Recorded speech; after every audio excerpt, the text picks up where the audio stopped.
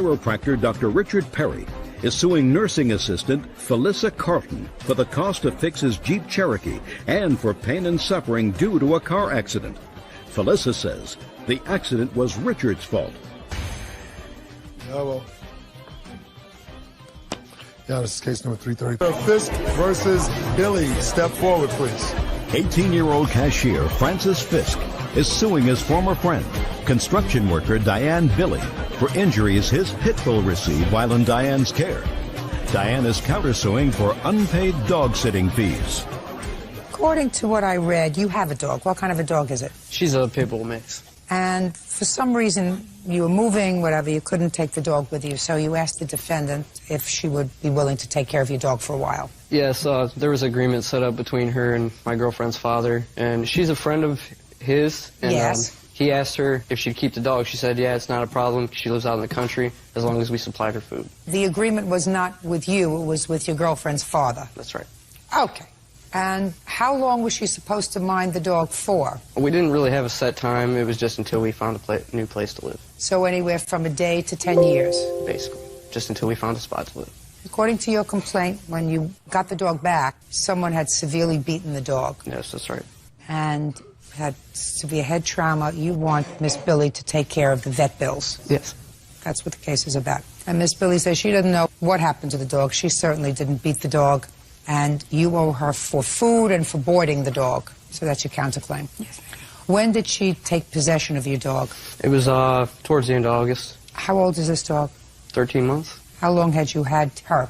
Like 10 months. From the time she was a puppy? Mm-hmm. Now, did you go to visit regularly? Yeah, at least 3 or 4 times a week. And did you bring the food as you promised you would? Yes. All the time? We left the bag over there so she could feed the dog when we weren't there. But every time we went over there, my dog's food bowl was empty, her water bowl was dry. If that happened every time, Mr. Fisk, why didn't you remove the dog from her care? Because I had no place else to take her. Why didn't you allow her to be adopted by somebody else? Nobody wants a pit bull. Well, you wanted a pit bull. That's right. I had another case not long ago with people who had a pit bull. So evidently a lot of people had a pit bull. That's not a smart thing to do. It was hard. I mean, it was... What efforts did you make to try to find somebody else to take the dog? Everything I could. I talked to my mother, her friends, everybody I knew, and I couldn't find a place. Did you put an ad in the paper? No. For a 10-month-old pit bull? No. Friendly? No, I didn't put any ads in the paper. When did you find the dog injured? I got a call on October 15th at about 10:30 saying, your dog is sick, I don't know what's wrong with her, you need to come get her. I couldn't go, I had to go to work, so I got in contact with my girlfriend at school. She came home, her and her stepmother went and got the dog and took her to the vet. When did you see the dog? When I picked her up from the vet's office after I got off work. Step up. Tell me your name. Justine Price. Ms. Price, would you describe the dog when you went there? Well, she was usually kept in a kennel, and she was in their breezeway inside of a cardboard box. She was bleeding really bad from her mouth, and when I tried to, move her lips to see what was wrong, I don't know, it was like a seizure. She started turning her head around real bad, so we took her to the vet. You have a report from the vet? Yes, I do. I'd like to see it, please. You just want all the evidence? No, I want the report from the vet. The dog had a broken jaw as a result of trauma. They wired her jaw. How did this happen to his dog? I don't know. Who lives in your house? I have roommates that live there. Matt was there. Who's Matt? How is he related to you? He's not. He's a good friend of mine. I work with him. Was Matt at home when this happened? We don't know what happened. The dog was loose for 2 days, and I called to let them know that the dog was loose for 2 days. And when was the dog loose? It was 2 days? 2 days before the Friday that I fed the dog.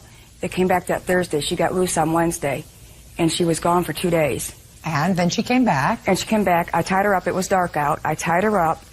I didn't think that anything was wrong with her. She didn't act, And then the next morning when I went to go feed her, that's when her head was sideways and she looked sick. So I called Frankie to let him know that their dog was sick and they'd take it to the vet. And he said he had to go to work. They never. You know what happened to the dog? I have no idea. What? He's the one that's accused of hitting my dog. But I couldn't do anything about it because I couldn't prove it. Well, what makes you think he hit your dog? Because the person that spoke to her and spoke to us told us the whole story. I mean, I wasn't there. I can't say that's what happened.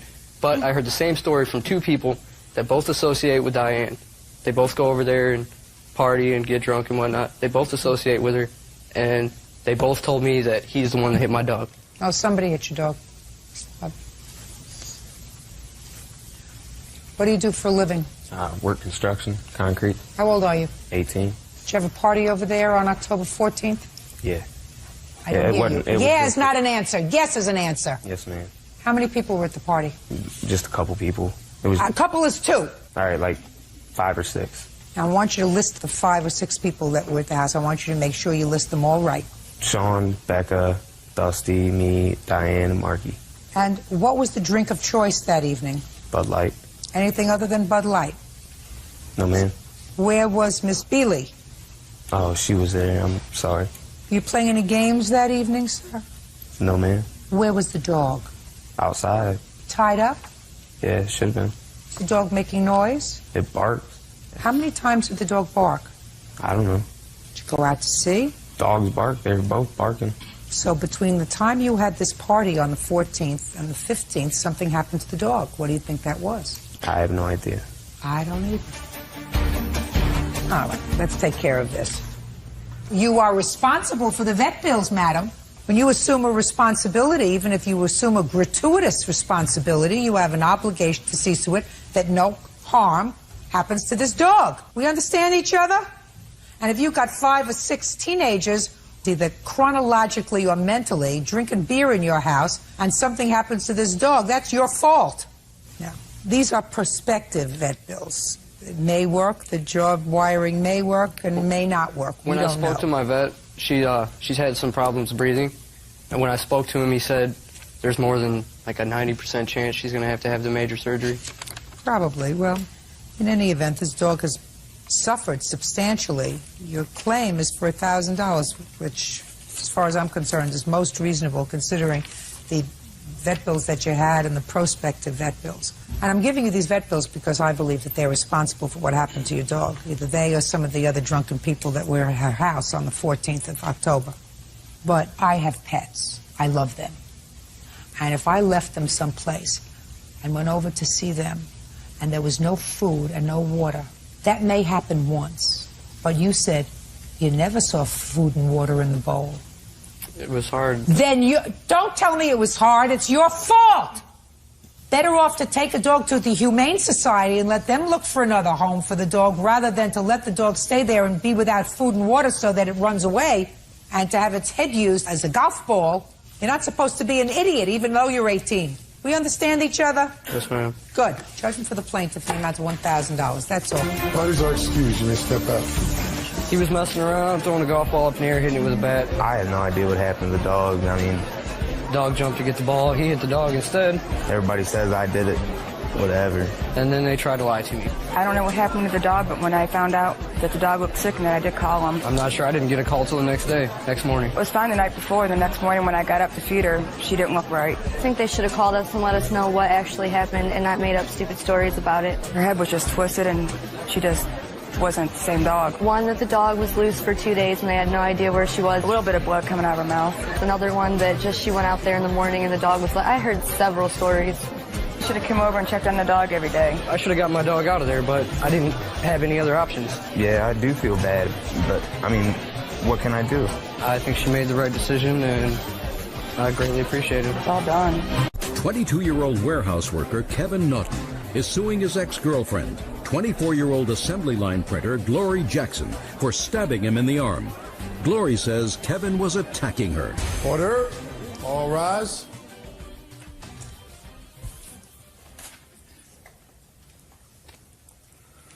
And this is number 312 on the calendar in the matter of Norton versus Jackson. Parties have been sworn in. You may be seated and have a seat. Mr. Norton, there was a time when you and Miss Jackson had a relationship. Is that right? Yes. According to your complaint, you had an argument. And during the course of that argument, Miss Jackson stabbed you with a knife. Yes, ma'am. There's no question that you were cut, you received stitches. You want her to pay for that assault. Yes. Miss Jackson says she was defending herself because you were in the process of assaulting her and you actually ran into the knife, which she had picked up for protection because you were hitting her. When did this assault take place, sir? On the 19th of July. Now, Miss Jackson has a counterclaim. Miss Jackson says that because of you assaulting her, I read what happened on that day. According to him, he told a totally consistent story with what happened that he told today. And he told that at the point where he was bleeding from his arm. He hardly had enough opportunity to make up a good story. You, on the other hand, did. Your counterclaim is dismissed. That's all. All right, he's our excuse. You may step out. She was cool at first until I said it wasn't mine, and she flipped the script. I told him that the baby wasn't his. It was a question, but I told him that it wasn't. I'm through with him. He always wanted to be over there and just be with me. I don't know. I just had a baby, so, we wasn't finna have no sex. I can show you my cell phone. She called me last night and at the airport. When he got his little money now, maybe he can go get him something with his broke self. She probably called me right after this. And All parties in the matter of Denton versus Clevenger, step forward, please. computer analyst Julia Denton is suing her sister-in-law, student Patricia Clevenger, for the cost of a '96 Toyota RAV4. Julia says Patricia's husband totaled the vehicle. Mrs. Denton, is this your brother? Yes. And this is your sister-in-law? Yes. According to your complaint, several years ago, your husband passed away. Yes. You say it was in 2001. That's correct. When he passed away, one of the things he had was an automobile that was in his name. You had a car, and you agreed to, at that time, let your brother and your sister-in-law use that car. Correct. Until the estate was settled, and with the understanding that when it was settled, you would sell them the car. Was that your agreement? Well, we actually didn't make that agreement. When I loaned them the car to begin with, we didn't make that agreement. It took a long time for the estate to be settled. It wasn't settled until the end of May of 2004. As it got closer to that date, then we started talking about selling them the car. That was my intention, to either sell it to another party or sell it to them if they were still interested in buying it. Once the estate was settled? Right, because I was not able to sell any of the assets. He did not have a will, and I was the administrator of his estate. Right. Okay. Now, you gave them the car to use from 2002, according to your complaint, until 2004. Now, my question to you is, in whose name was the car titled in 2004? The title was in my late husband's name until after the accident. Okay.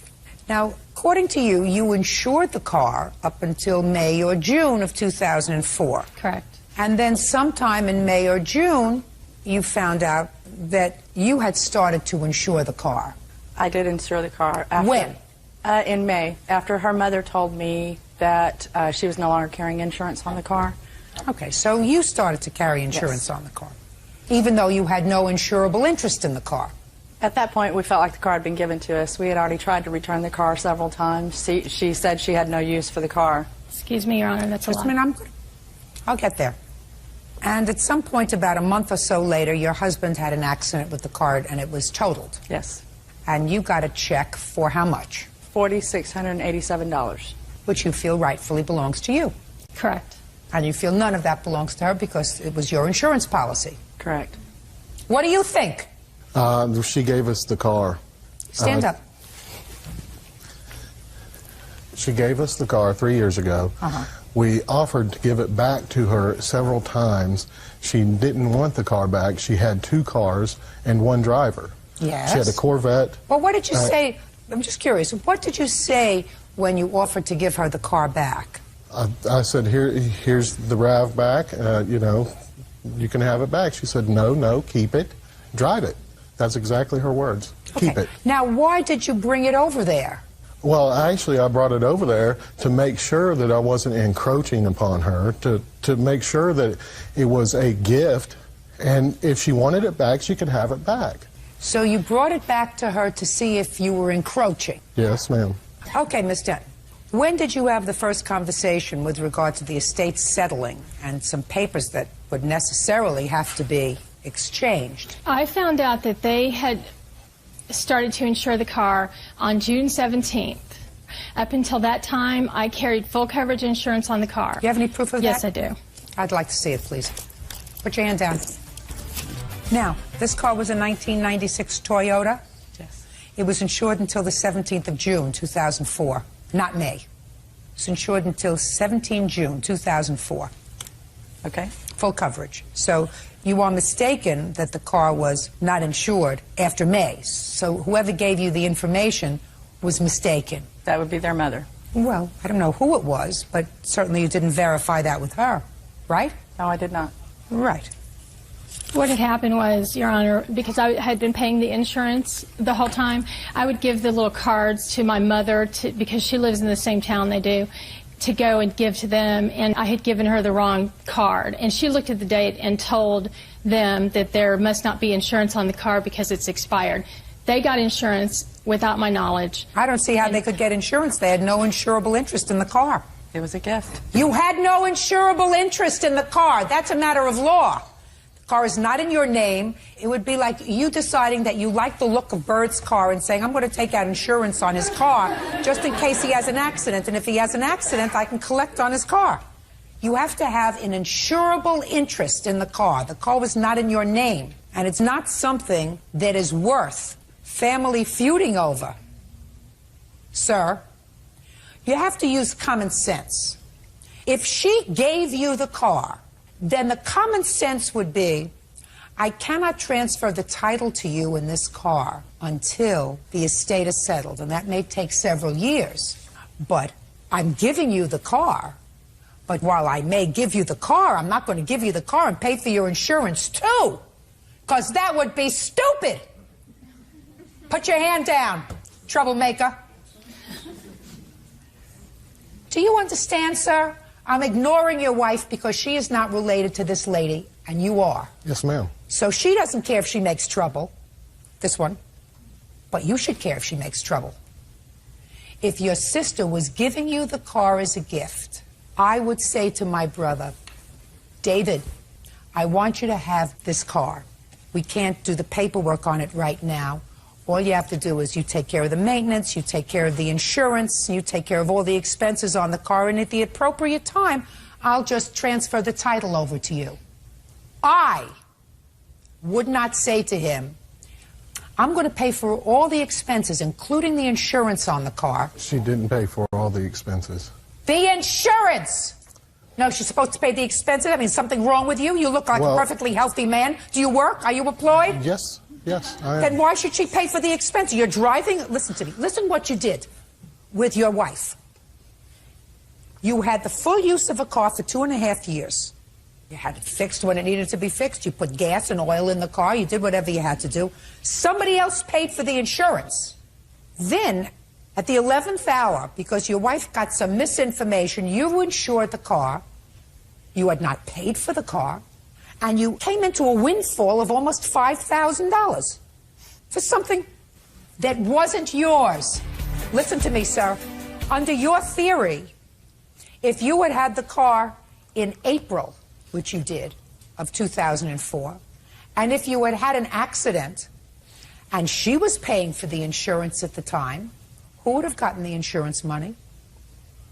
I'm not asking. Put your hand down. She obviously would have gotten it. Right. She would have gotten the money. Would you have sued her? Her insurance would have also paid for Ma'am, I wouldn't sue a family member. Right, because you would have done the right thing. And the right thing is you don't come away with a windfall of almost $5,000, which is outrageous. Outrageous. We did have medical expenses after the wreck. Whose fault is that? Hers? No, but her insurance would have paid it if she was carrying insurance. Whose fault is that? Hers? If you had medical insurance, sir, nobody would have had to pay medical insurance for you. You would have had taken care of it with your medical coverage. And if you're a working person, I assume your wife is working. She looks like she's an able-bodied person. You should have medical insurance. I'm a student. She's a full-time student. She's too old to be a full-time student if she has other responsibilities. I am a full-time student. Okay. You owe $4,687. Judgment for the plaintiff. No good deed goes unpunished, madam. Thank you very much. Why does that excuse me? Step out. The last 4 months have been a strain, not just financially, but through the family and everything else. The closeness of my family and the warmth and feeling of a brother and sister relationship. She's being vindictive. It was my car. I paid everything on it. They were borrowing the car. She's being vindictive about a car she gave us. It doesn't have anything to do with me being vindictive or anything else. I just wanted what was mine to be mine. I think this whole thing was ridiculous. The whole thing is upsetting to me. If she would have just been a little bit more compromising, we would have never been here. There's nothing else I could do. I'd already loaned Then $3,500. It's usually whatever makes Julie happy when she gets what she wants. My sister did us a favor 3 years ago, and then 3 years later says, you owe me this. My husband worked very hard for that vehicle and for everything that we had, and it's not theirs. I don't have a sister anymore. I agree with him. I don't have a brother anymore. Student Barbara Evans Cunningham is suing her ex-husband, store manager Bruce Evans, for his share of a Honda Accord purchased for their son. Bruce claims he never promised to pay for the vehicle. All rise. Yeah, this is case. Evans Cunningham, 5-year-old home appraiser Amanda Knockhart, is suing her ex-boyfriend, 27-year-old basketball coach Ethan Jordan, for a loan, a trip to Las Vegas, and for kicking her in the ribs.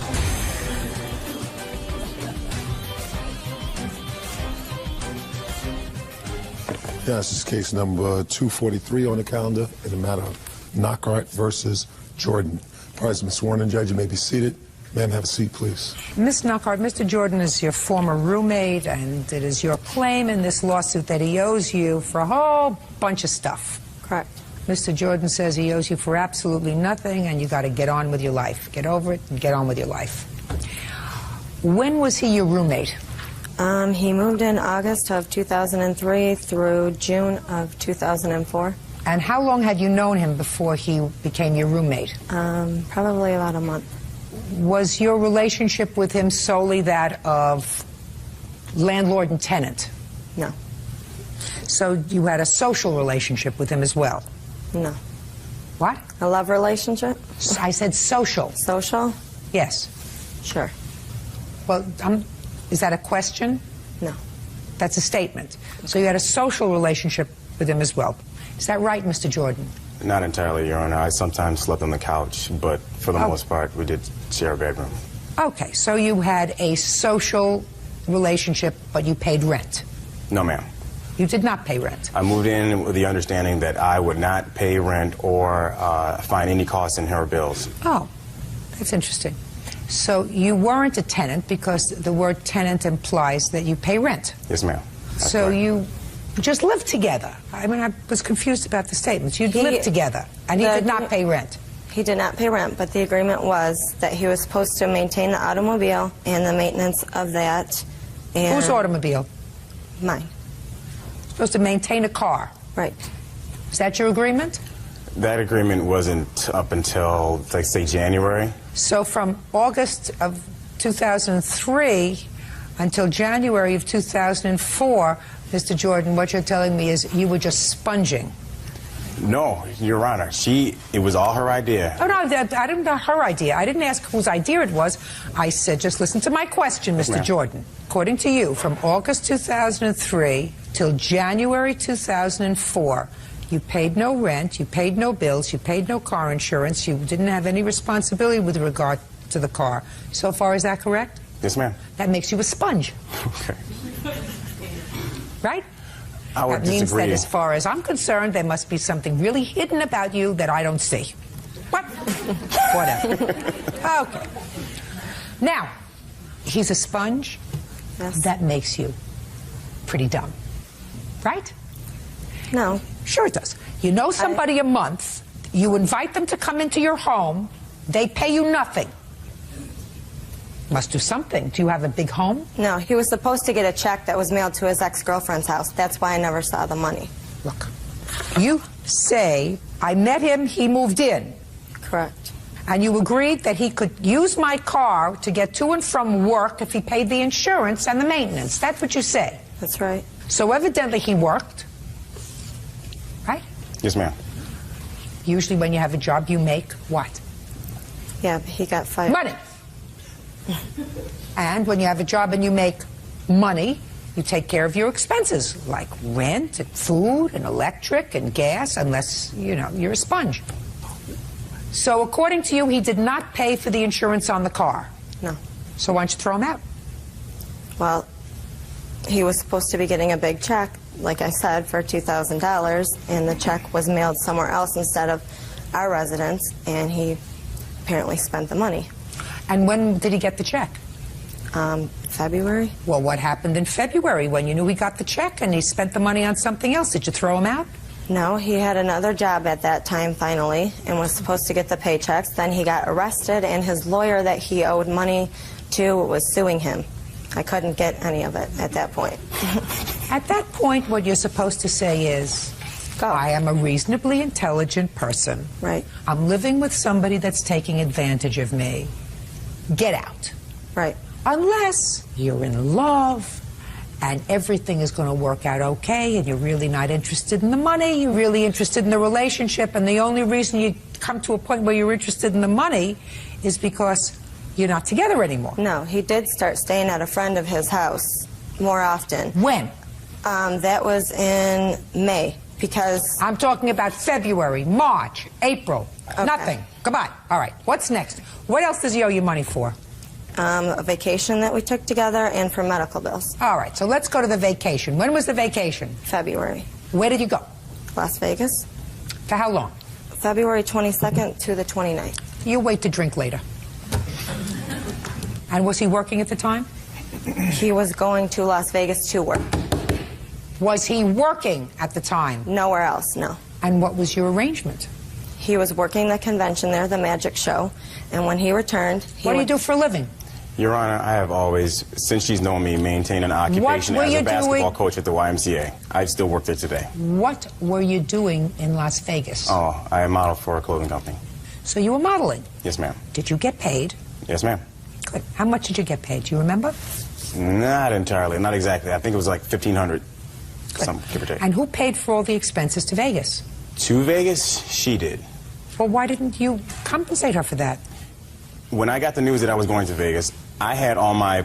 They flew me out. They flew me out. They would room me, pay for airfare. I had a place to go. She decided that she wanted to go to Vegas. We sat down. We planned out the whole trip.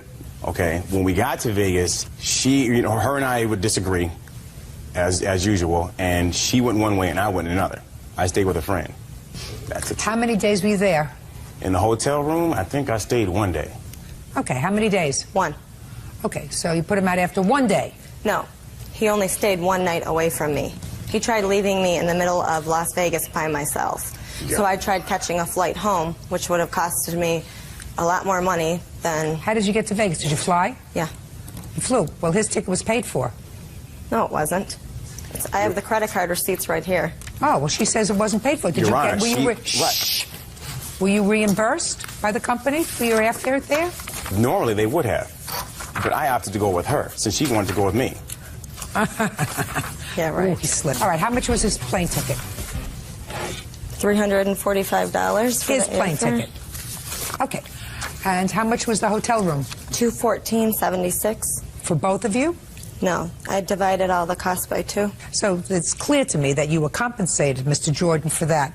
If you weren't, you were paid $1,500, probably plus expenses. You got the check. I assume you got the check to cover your expenses as $559. So far, you're off $559 for this trip to Las Vegas. What else does he owe you for? Don't say anything else. Right. I'm giving you so far every benefit of the doubt, more benefit of the doubt than I usually would give to somebody who acts so dumb. What else does he owe you for? The rental car. Listen to me. Leave Las Vegas. Get on to something else. Doctor bill. Now, tell me about the doctor bill. Ethan abused me, and I had to go to the doctor's. When? 5/8. Tell me what happened on May 8th. He kicked me in the ribs, broke 2 of my toes, threw me against... Tell me about the argument. I don't know what actually the argument was about. And how did the verbal argument escalate into a physical argument? He came dashing from the living room, charging at me. And? Threw me against the kitchen cabinets, picked me up, threw me on the floor, spit on my face, and kicked me in the ribs. Did you call the police? I called my friend to come get me. Did you call the police? Not at that point. When, after May 8th, did you call the police and report it? I had a personal protection order put out on him on July 22nd. I didn't call the police on that incident. Why not? I don't have an answer for that. I'm sorry. Mr. Jordan, you want to tell me what happened on May 8th? Your Honor, I do remember the fight that we got into. I don't remember why I attacked her. But I do know that that was not the only incident that became physical between either one of us. Did you suffer any injuries on May 8th, Mr. Jordan? Your Honor, I've got scratches all over me, but I didn't go to report him. I didn't go to the hospital or anything like that. I see the doctor's report. Did you take her to the hospital, doctor, or whatever? I don't remember her going to the hospital. No, I took myself there, Your Honor. Okay. Ms. Knockhart, after May 8th, you went back to live with him. He started staying... No. Are you telling me that between May 8th and June, which is when you said you separated, because you said you separated in June... Correct. You didn't live together at all? I stayed at my mom's a lot more because... I'm not asking you a lot more. I'm asking you at all, Miss Knockhart. Not that day or not the next day. What about the third day? Yes. And when you went back the third day, did you share a room together? No. Not ever between May 8th and June when he... Yes. Once or twice. Miss Knockhart, yes. I have no idea what this bill is for. This says that the closing date of the statement is May 8th. The doctor says that he saw you on April 23rd with regard to an assault. I would have assumed that if somebody broke your toes during the course of an assault, you would remember the month and date that it took place. Yeah. Well, I would assume that. Listen, are you her mother? Yes, I am. She lives by herself? Yes. How old is she? 25. She's probably not old enough to live by herself. No, she's more than capable. Her judgment in men aren't that good. Her judgment isn't that good. Judge Judy continues in a moment. And later today, Linda Knockhart says her ex-boyfriend Ethan Jordan beat her up and broke her ribs. She's also suing for a loan and a trip to Las Vegas. Where are you living now, Mr. Jordan? I live with my brother. You pay him rent?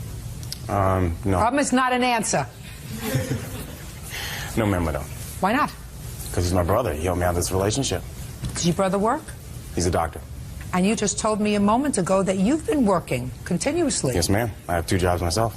What is it with you that you think that other people are supposed to take care of you? I don't believe that. I'm not talking about her. Let's forget her for a second. Okay. How old are you? 27. Grow up. Responsibility. You're supposed to pay your way. You're not supposed to spend all the money that you make on clothes. Sir, do you understand what I'm saying to you? Yes, ma'am. I understand. Listen, your mother says that you have lousy judgment in men. You better start getting better judgment in men. So far, the only thing he owes you is $559 for the trip to Vegas. That's his expenses, because I think he was reimbursed those expenses and you expected them. I can't figure out whether you were assaulted or when you were assaulted or what it was all about, because you brought no proof of that. So, exercise better judgment in the future. That's my decision. Judgment for the plaintiff, $559. Thank you. Parties are excused. You may step out. For her to let me live that long with her, drive her car, you know what I'm saying? She says I beat her up and she didn't make any kind of police report.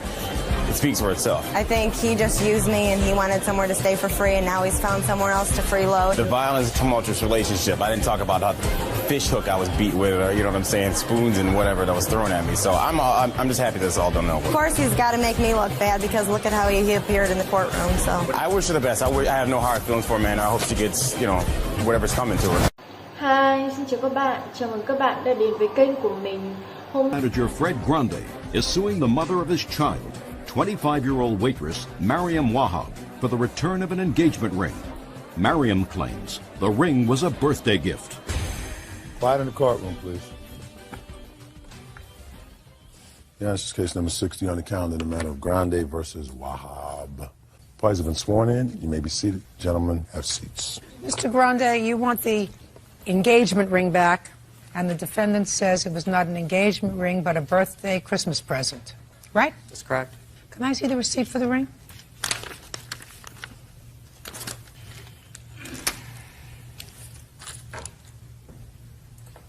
Okay, well, the first thing I have to ascertain is, Mr. Grande, you are suing her for $699 for the return of the value of the ring, and you only paid $359.11 for it.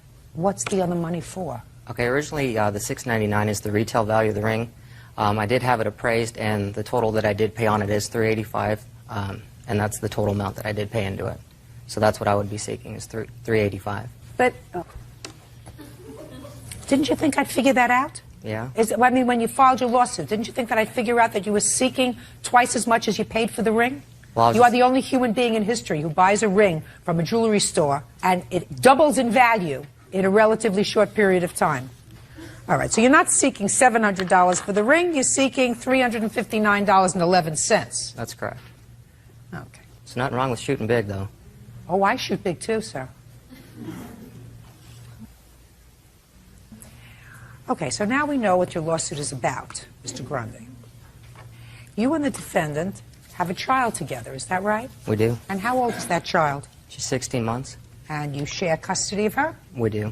I have full custody. Shh. Don't speak out. I'm really good at getting information. It's really my strong suit.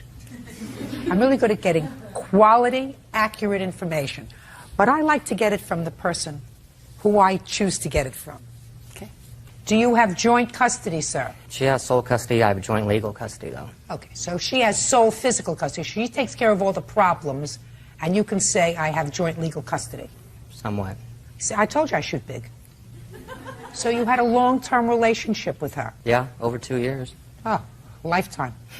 And in the 2 years that you were together, you managed to have a relationship, have a baby, and separate. Is that right? Correct. And since I assume, Mr. Grande, that you have been to court, if you have joint legal custody, despite the fact that she has physical custody, I also assume that there is a support order.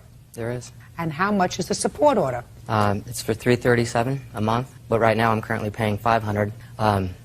Well, $337 a month is the support order, and if you're paying $500, there must have been some arrears. Correct.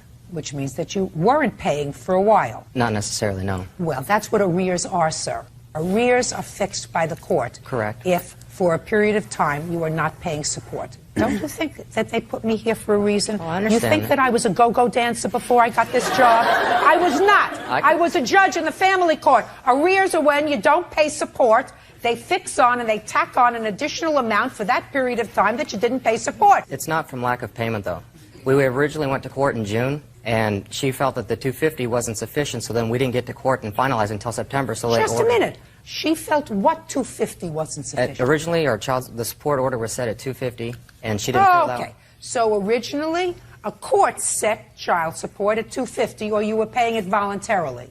It hadn't been set in any decree yet. Fine. So you were giving her voluntarily, according to you, $250 a month. She didn't get any money until September, until the final decree was established. Now, the final decree was what? $337? Correct. Well, you just said to me they felt that $250 wasn't enough. It was for back payments, $337 times all the months since the original court date of June. So that's why I was, from the start, I was $1,400. What was this $250 that you were talking to me about, Mr. Grande? That's what our lawyers had come to agreement, and we thought that's what the amount should have been set at. Mr. Grande, is what you're telling me from the time you and the defendant separated until the time the court fixed an order of support, you were not paying any money? No. So, what I said to you was, your support order is $337, and because you were dingling around, they added another amount to cover the arrears for when you weren't paying any money. And you ought to respond, yes, ma'am. Okay. No. Yes, ma'am. Now, how long was it that you were separated, Mr. Grande, before the court set an order of support? She moved out in February 2002. Yes, and when did the court make a support order? September of 2002. February, March, April, May, June, July, August. So for 8 months, you didn't pay any support. Is that right? Correct, Your Honor. Now let's get to this $350 engagement ring, the Hope Diamond that you bought for her. Can I see the ring?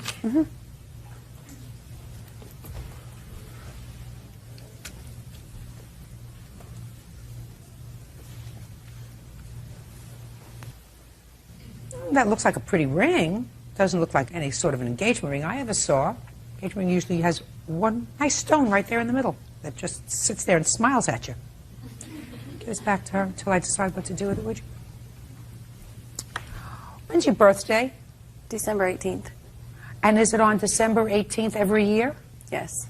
It doesn't change dates. You know, Right. 2002 it's December 18th, 2003 it's December 18th, right? Right. So, Mr. Grande, you're going to explain to me, sir, how serendipitously, that means just by accident, sort of, you purchased this ring at the jewelry store on December 18th. 2002. Coincidence. Coincidence. Judge Judy continues in a moment. He says his ex-fiancée, Mariam Wahab, owes for the return of an engagement ring. Mariam says the ring was a birthday gift. Tell me what happened when you gave her the ring in December 18th, 2002, or whenever you gave it to her. It's not when I gave it to her, but I'll explain it to you. When did you give it to her? I took myself, her mother, her brother, and his wife, and my mother out to dinner, and that's when I presented the ring to her. Explain to me how you did that. Well, we sat down before we got the food.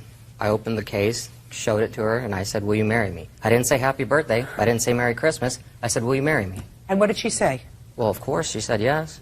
I would have thought twice. If she said no, she wouldn't be wearing the ring, right?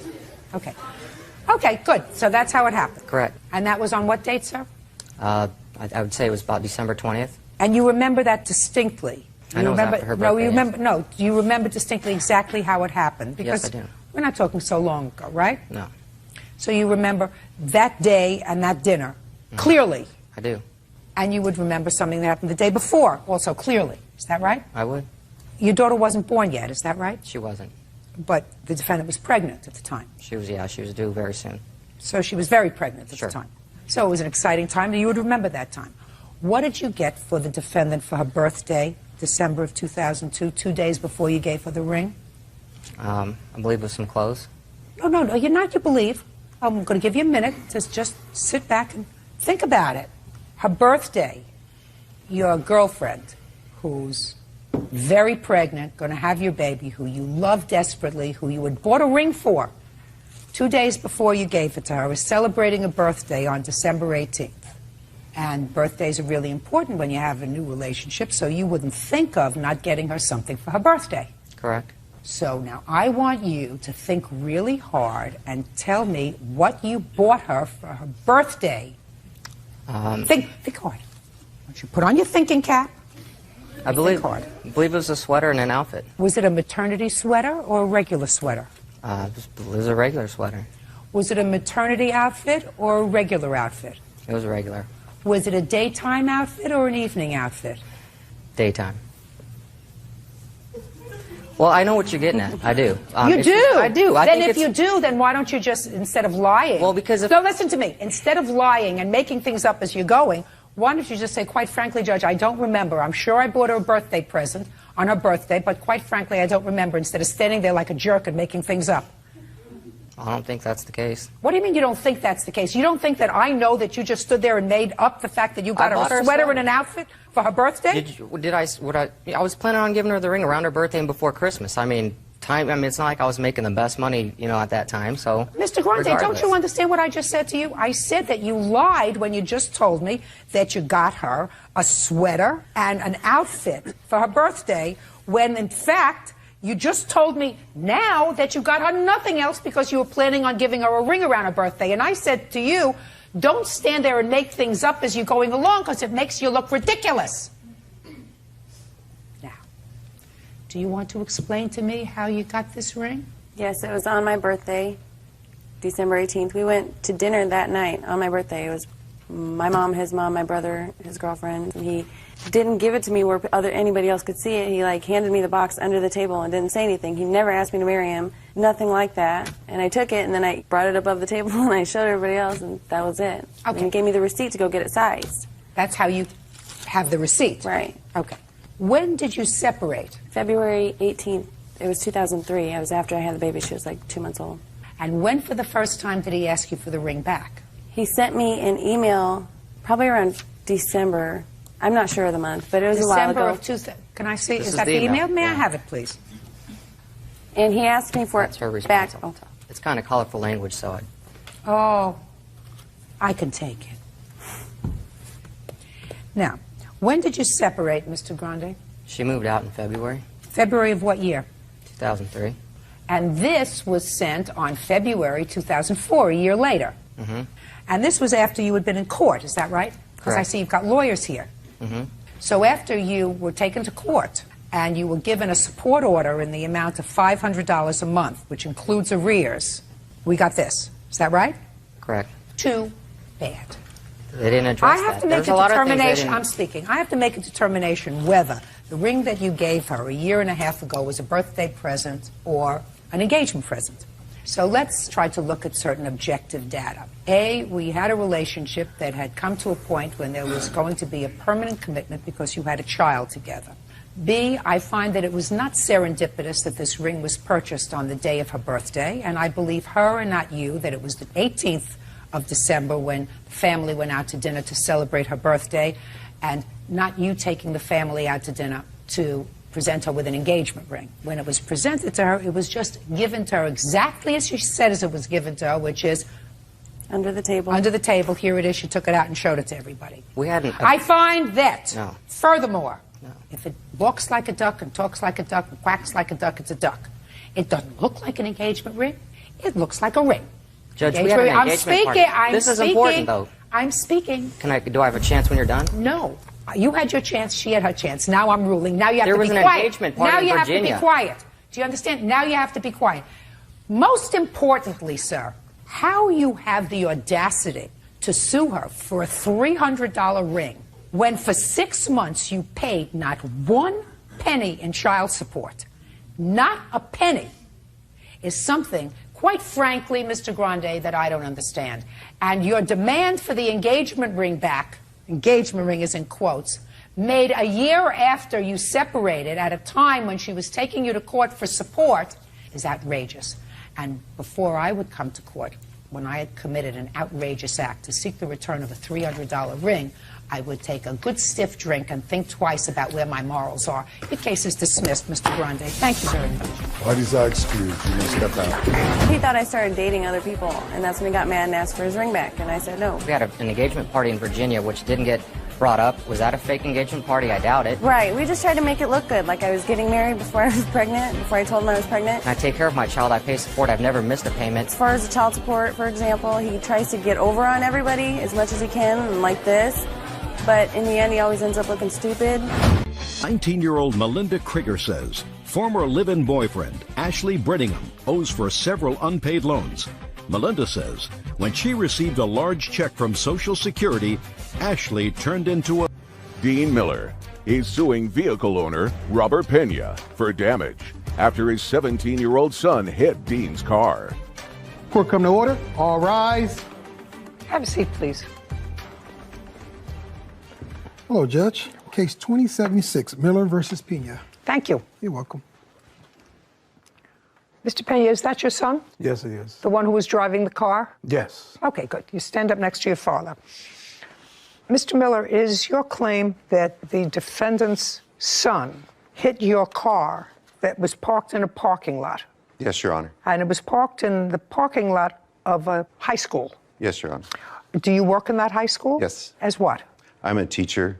What do you teach? I teach what's called on-site continuation. It's a continuation classroom for 10th through 12th grade students. Do you go to that school? Yes, Your Honor. Okay. On what date did you park your car when you allege it was hit? I was on March 8th, Your Honor.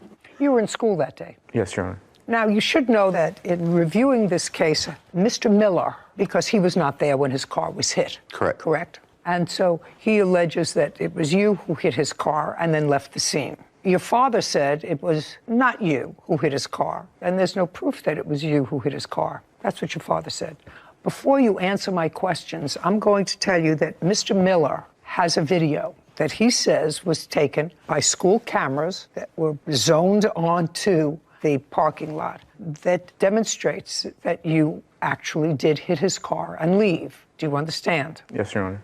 So now we're going to go back to March 8th, and you're going to tell me what happened with Mr. Miller's car. So I drive myself to school every day, or at the time I was driving myself to school because that was my only way of getting to school. Did you have a driver's license? At the time, no, I did not have a driver's license. So you were driving a car without a driver's license? Yes, Your Honor. And what kind of a car were you driving? It was a 1991 Camaro. Where did you get the car from? Me and my dad had gone off the street. It was a project car. How old are you? 17. Did you try to take a driving test? Yes. When? Back when I had turned 17, actually, in February of last year. And you didn't pass it? No.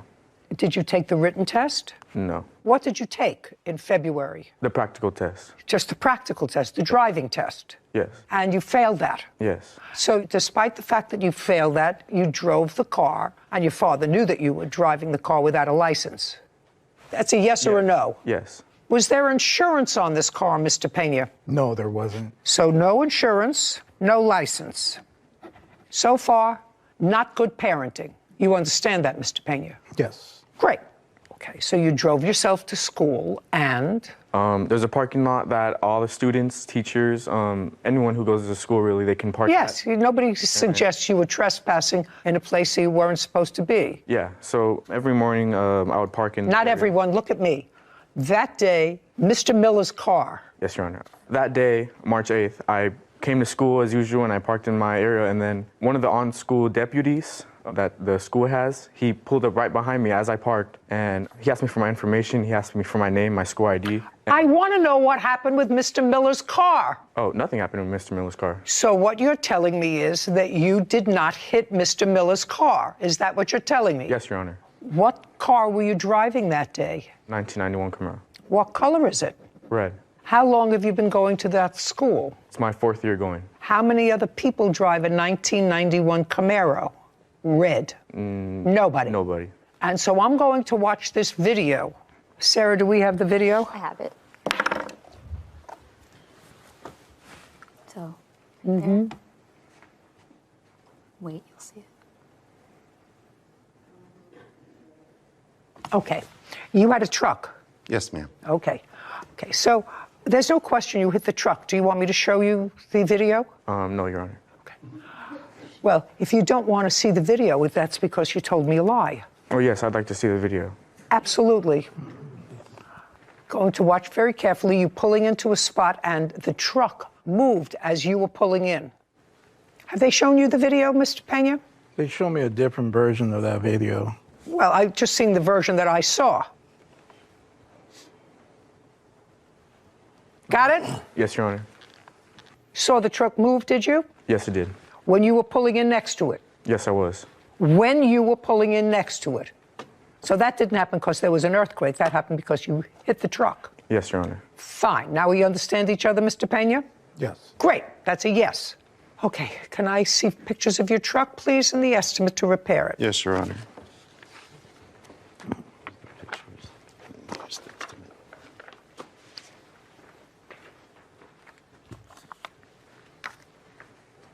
Have you seen the photographs? Yes, Your Honor. Okay. Totally consistent, right? Okay.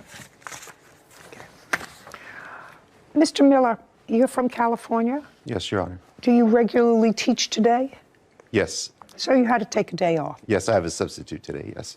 How many days off are you allowed? 10 per year. I've accumulated quite a few because I don't take many days off. You get paid for those days? I get compensated because I have sick days or personal necessity days. The reason I'm asking you these questions, Mr. Miller, because it's no question that you are entitled to have your car fixed. But that's, to me, even though that's all you're requesting, I think the fact that Mr. Pena allowed his son to drive a car without insurance and without a license, not only without a license, but knowing that his son took a driving test the month before and failed it, which means that he was not a good driver. Not a good enough driver to get a driver's license. And I have a lot of people in my family that don't drive well, that I don't like to be in the car with. But they all have driver's licenses because they managed to pass a driving test. So I know that you are only requesting the $1,524, but I'm actually awarding you $2,500. Thank you. And that's for the aggravation of, instead of Mr. Pena saying to you, I'm sorry, my son hit your car, because either his son lied to him. Your Honor, can I say something? Either his son lied to him, or his son told him the truth, but he lied to me.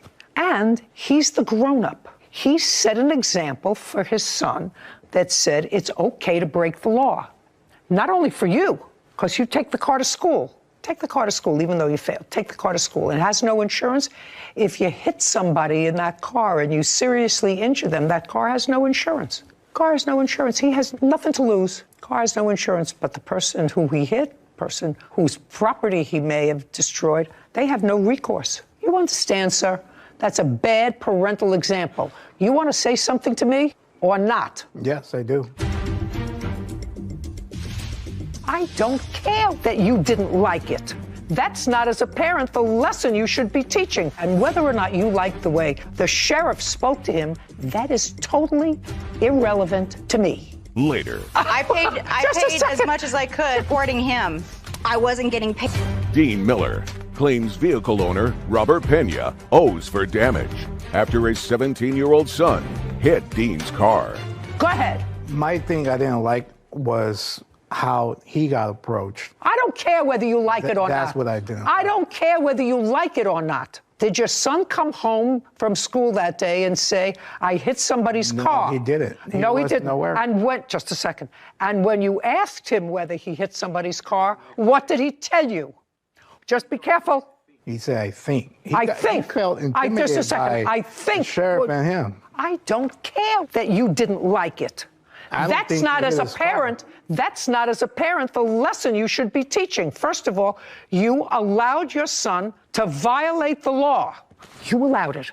And then, I mean, I would certainly know whether I caused that much damage. He knew that that car moved. So either he lied to you or you lied to me. And whether or not you liked the way the school official spoke to him or the sheriff spoke to him, that is totally irrelevant to me. That shouldn't be the takeaway from this. The takeaway from this is you're supposed to follow the rules. The rules are meant for everybody, and that includes you and your kid. Judgment for the plaintiff in the amount of $2,500. We're finished here. This court is adjourned. Police officer came behind me when I parked and accusing me that I'd hit someone. The school deputy saw the video, knew the car, so he approached the student. The person who I supposedly hit came out with a megaphone yelling at me. There is no megaphone, so I don't know where that came from. Telling me that I'd hit him.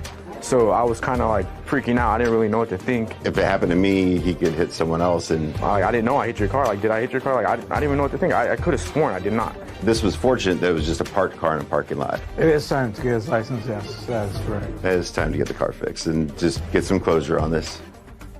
In our family, we would call that contact a love tap. And as someone who has had a few run-ins potentially with stationary objects, I will tell you. Not potentially. I will tell you, you know when you hit a stationary object, even if it's just a light little love tap.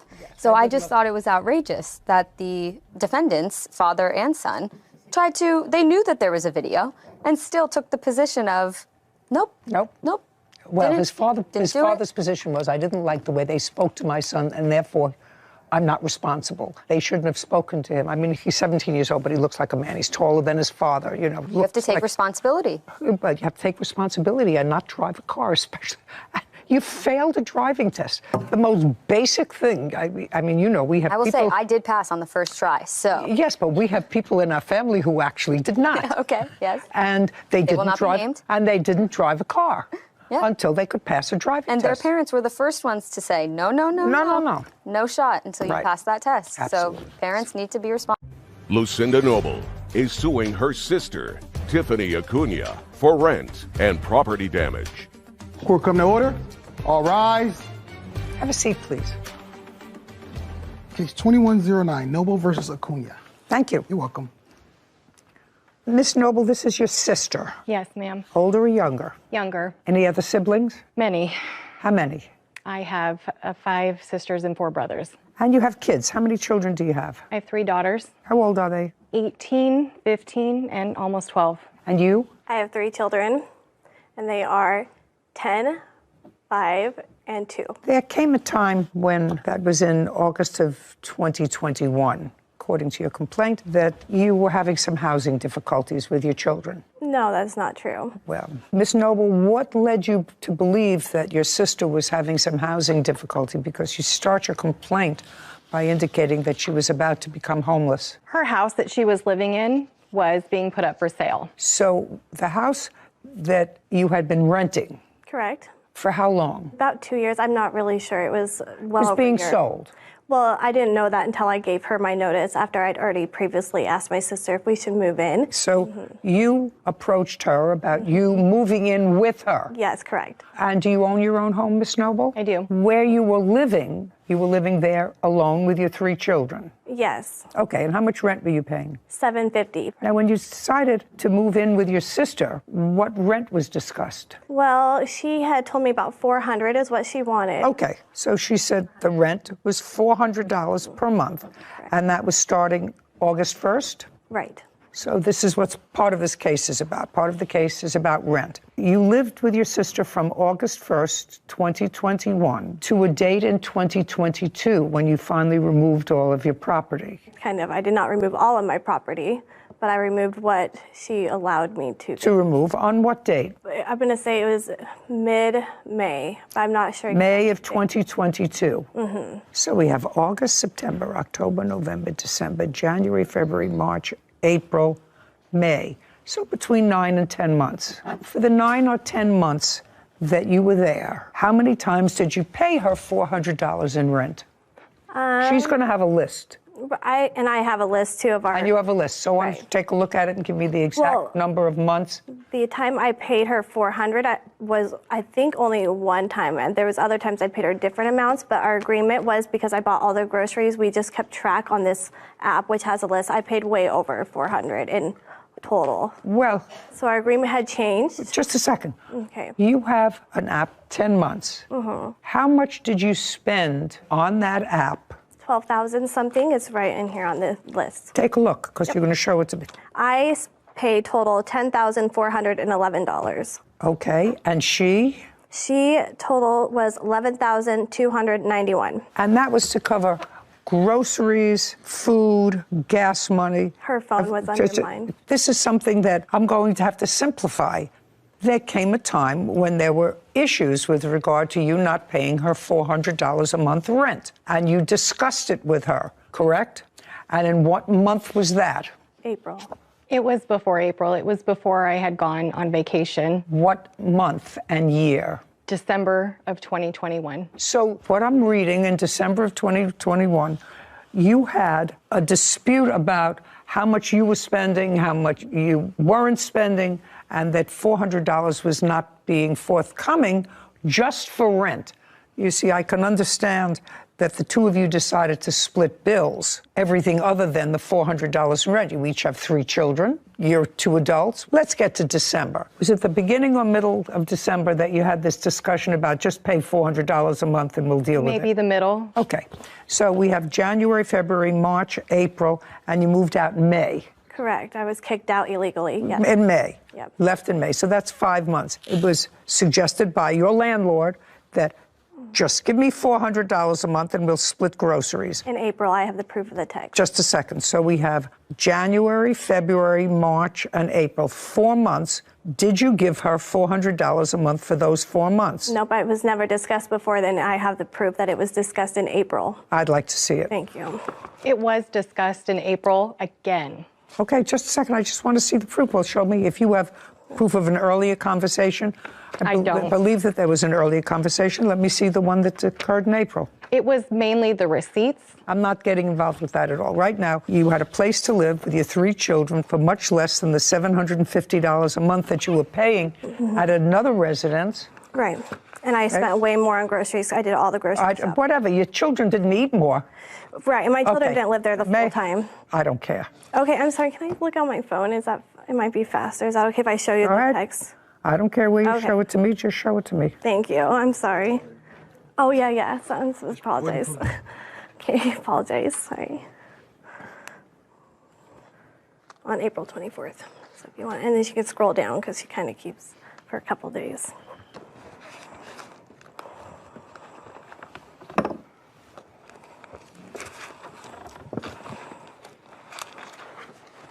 Oh, that wasn't an agreement, madam. These were final acts of desperation to get you to pay $400 a month.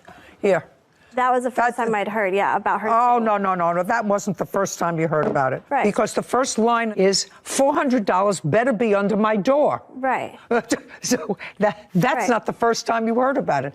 Right. That's an act of desperation. Okay, so you had this conversation with her in December, and she was there until May. And according to you, you only paid $400 once. That's $2,000. By the way, how are your children supported? I work. Well, I work, yes. Is that a full-time job or a part-time job? It was part-time. Well, you don't support yourself and your 3 children with a part-time job. Do you get any child support for them?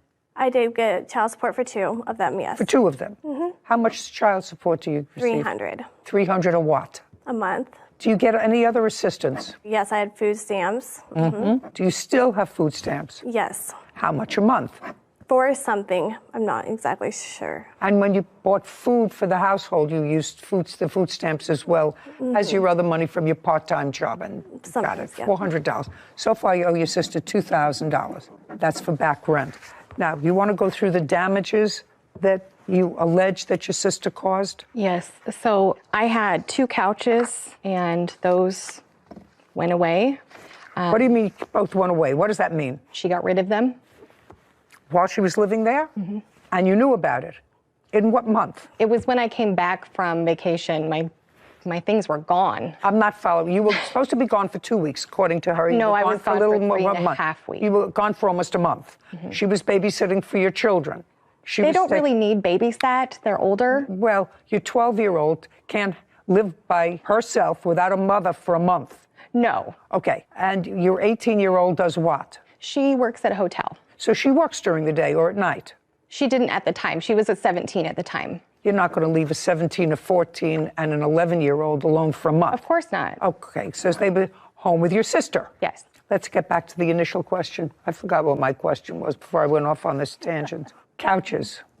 The couches. That's where we're at. Yes. So you went away for a month, and when you came back, couches were gone. Couches, like the whole house had transformed into basically her house. I don't care, basically her house. I want to know what was missing. So the couches were missing. Okay, which couches? Couches from where to where? So the couch from the living room, it was a sectional, and the couch from the basement. Living room and basement. What happened to those couches? Oh, they were gone a long time before, and I can prove you a text of her saying that they were gone before I even moved in, actually in August. She knew, and her daughter and her boyfriend helped me load them up and take them to the dump. She, in fact, told me she was getting rid of a lot of old furniture she did not care about. I have pictures. Just a second. What you have is proof that those 2 items were disposed of before she went away on vacation. Way before I moved in. Okay. Now, Ms. Noble, your sister says that she has proof that those 2 couches were disposed of well before you went away on vacation. If she does, I'm not going to be happy with you.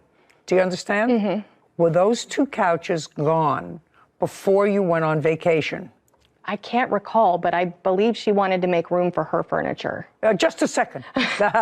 Were those 2 couches gone before you went on vacation for a month? I know the basement couch wasn't. Okay. I think you're full of baloney. She started giving my niece video games, movies, my food storage containers. She was just giving my things away. Okay. I went to graduate school after I finished with high school for 9... Lucinda Noble claims her sister, Tiffany Acuna, owes for rent and property damage. Tiffany is countersuing for an illegal lockout and filing a false CPS report. Okay, let's go. Property taken without permission. What property did she take without your permission? Okay, so she owes you for rent. The TV stand, she broke it and threw it under the trampoline. What's next? The weed trimmer. She took that. She started giving my niece my belongings while I was gone. She started giving my niece video games, movies, my food storage containers. She was just giving my things away. Okay, she owes you for rent. I went to graduate school after I finished with high school for 9 years. I'm not dealing with Tupperware. So far, she owes you $2,000 for rent. Okay, and then there was also the wall damage, the windows, the blinds, just a second. What wall damage and where? The wall damage is from the room that she was staying in and the room that her boys were staying in. May I see the damage that you're referring to? Here's the one more of that, and then here's the blinds. And this was damages from her cat.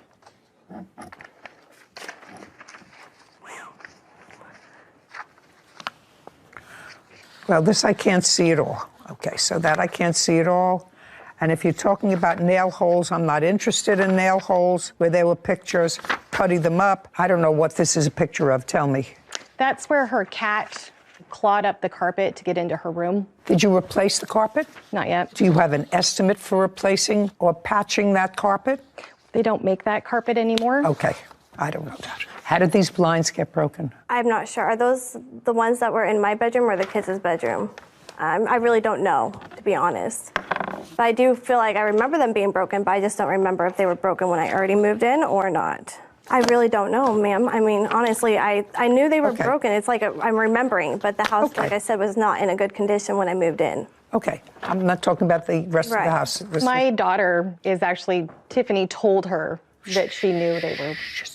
She doesn't remember. You tell me that these blinds were in good condition before she and her family moved in. Yes. She says she doesn't remember. I have to rely on what you say to me because that's not ordinary wear and tear. No. Do you have a bill for new blinds? From Lowe's, I have the estimate of what it will cost to replace them. Okay, I'd like to see it. You do have a cat? Yes, I have one cat. Okay. She has multiple.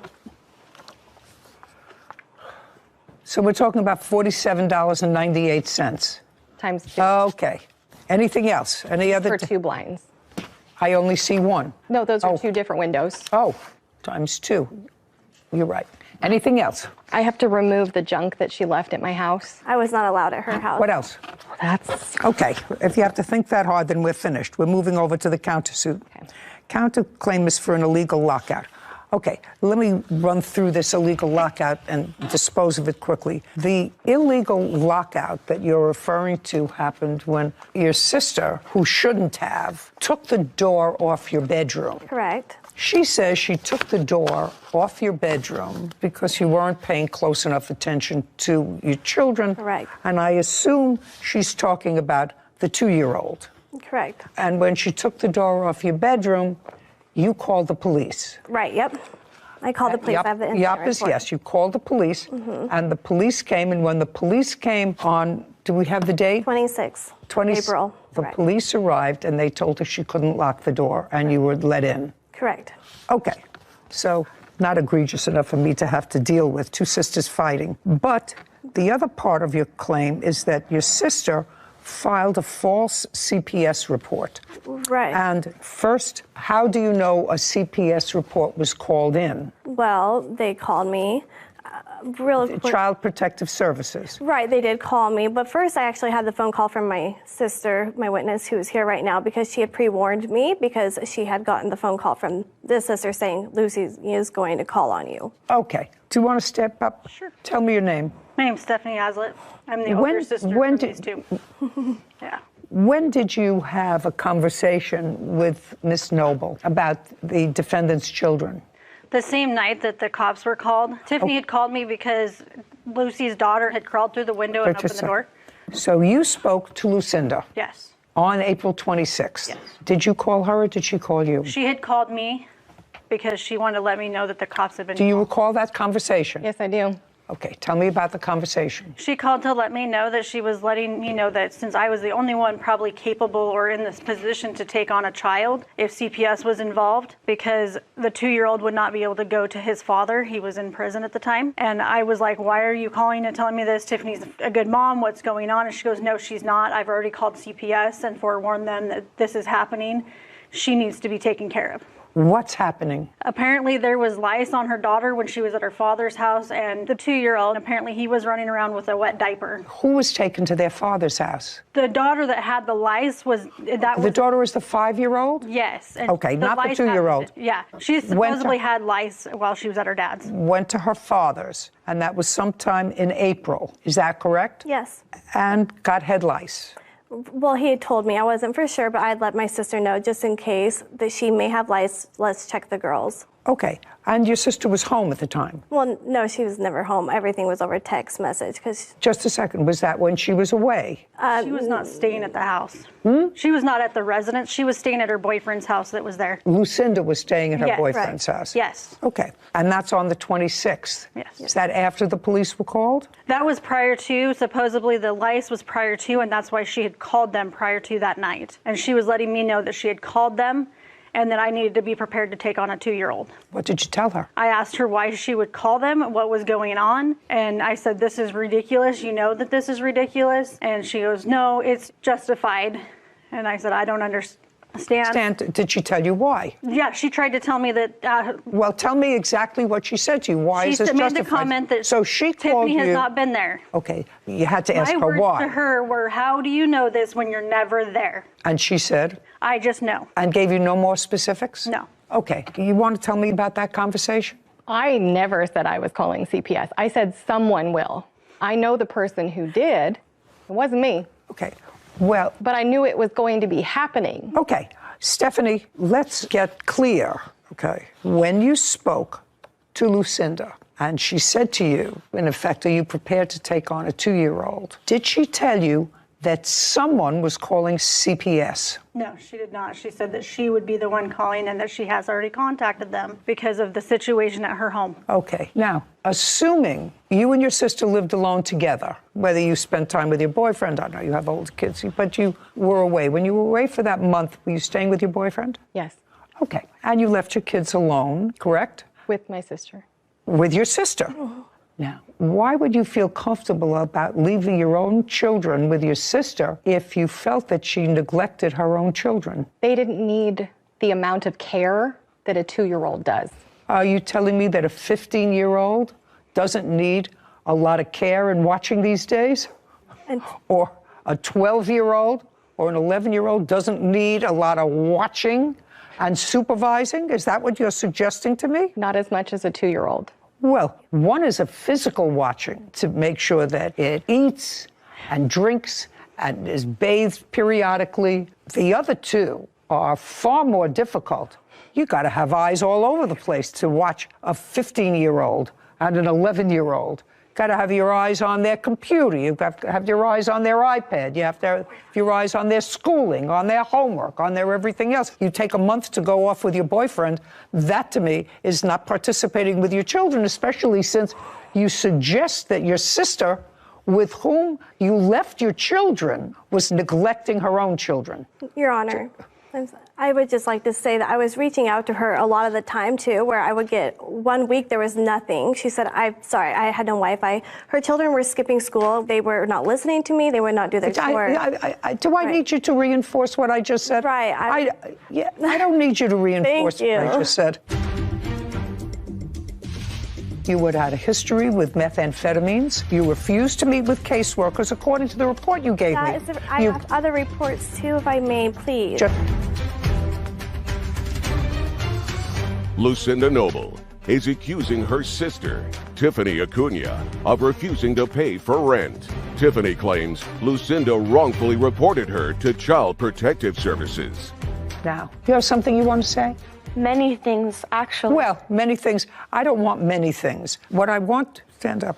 What I want to know is you're her daughter. Yes. Your first name? Anna Noble. Anna, what do you do? I work front desk at a hotel. Graduate from high school? No. Why? I was pulled out and moved to Missouri. Pulled out by whom? By your mother? Yeah. And when your mother pulled you out, how old were you? 17. Had you been going to school before? Yes. In what jurisdiction? It was an alternative school. When you say an alternative school, what kind of an alternative school? For troubled youth. Tell me about your trouble. Was it behavior trouble? Because you seem many things. I was a very wild teenager.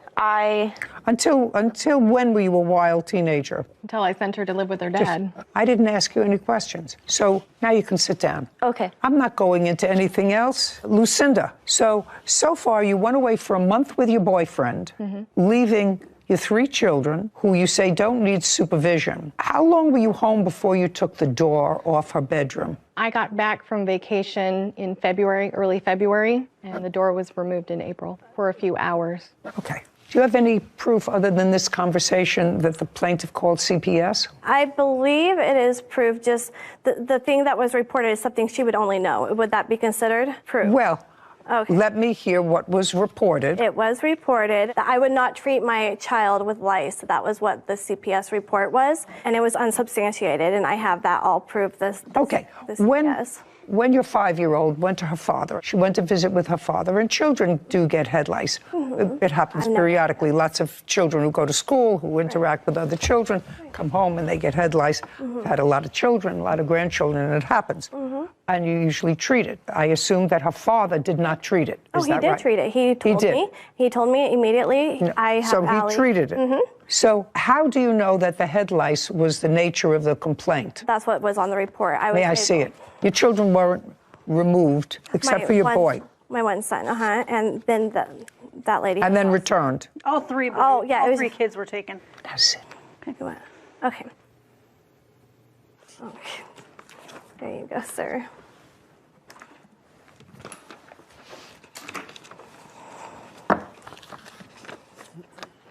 Okay. You had a prior history with Child Protective Services. Which I was unaware. That's either a yes or a no. Yep, yes. And during the course of those prior proceedings, which were relatively current Child Protective proceedings, because that was in 2021, you were clearly drug tested by the Department of Social Services or Child Protective Services. In 2018 or 19. This was at my doctor's prior when I was, and they reported it that I had failed one of my And at that time, you had an open case and you tested positive for serious drugs. Right. Very serious drugs. And this says that while under the influence of those drugs, you drove your children to the doctor's office while under the influence. Right. That's the report. Right. Okay. These reports all seem to indicate that they tried to see you, but you kept canceling appointments with them and were a no-show. Well, okay, that's what this report says. You gave me the report. Right. So let me understand this. After coming in and making an assessment, Child Protective Services determined to file a petition on behalf of your youngest child. Yes, they did. Okay, yeah. Well, after everything I read there, I think that was probably a good idea. I don't know what happened with that. I assume that the petition was ultimately dismissed if you have your children back with you. Right Do you away. have your children back with you? Yeah, right away, as soon as I went to court that day. That's okay. They determined, after they spoke to you, and irrespective of either her motivation or anybody acting on her behalf, or somebody that she knew, or her, called Child Protective Services. The question that I'm presented with, was there a basis for concern about your children? No. And based upon the reports that I've read here, and those are reports that you gave me, that those serious questions about what was going on with the young children in your house deserved a second look. You had had a history with methamphetamines. You had a serious weight loss. You refused to meet with caseworkers, according to the report you gave me. I have other reports, too, if I may, please. Thank you.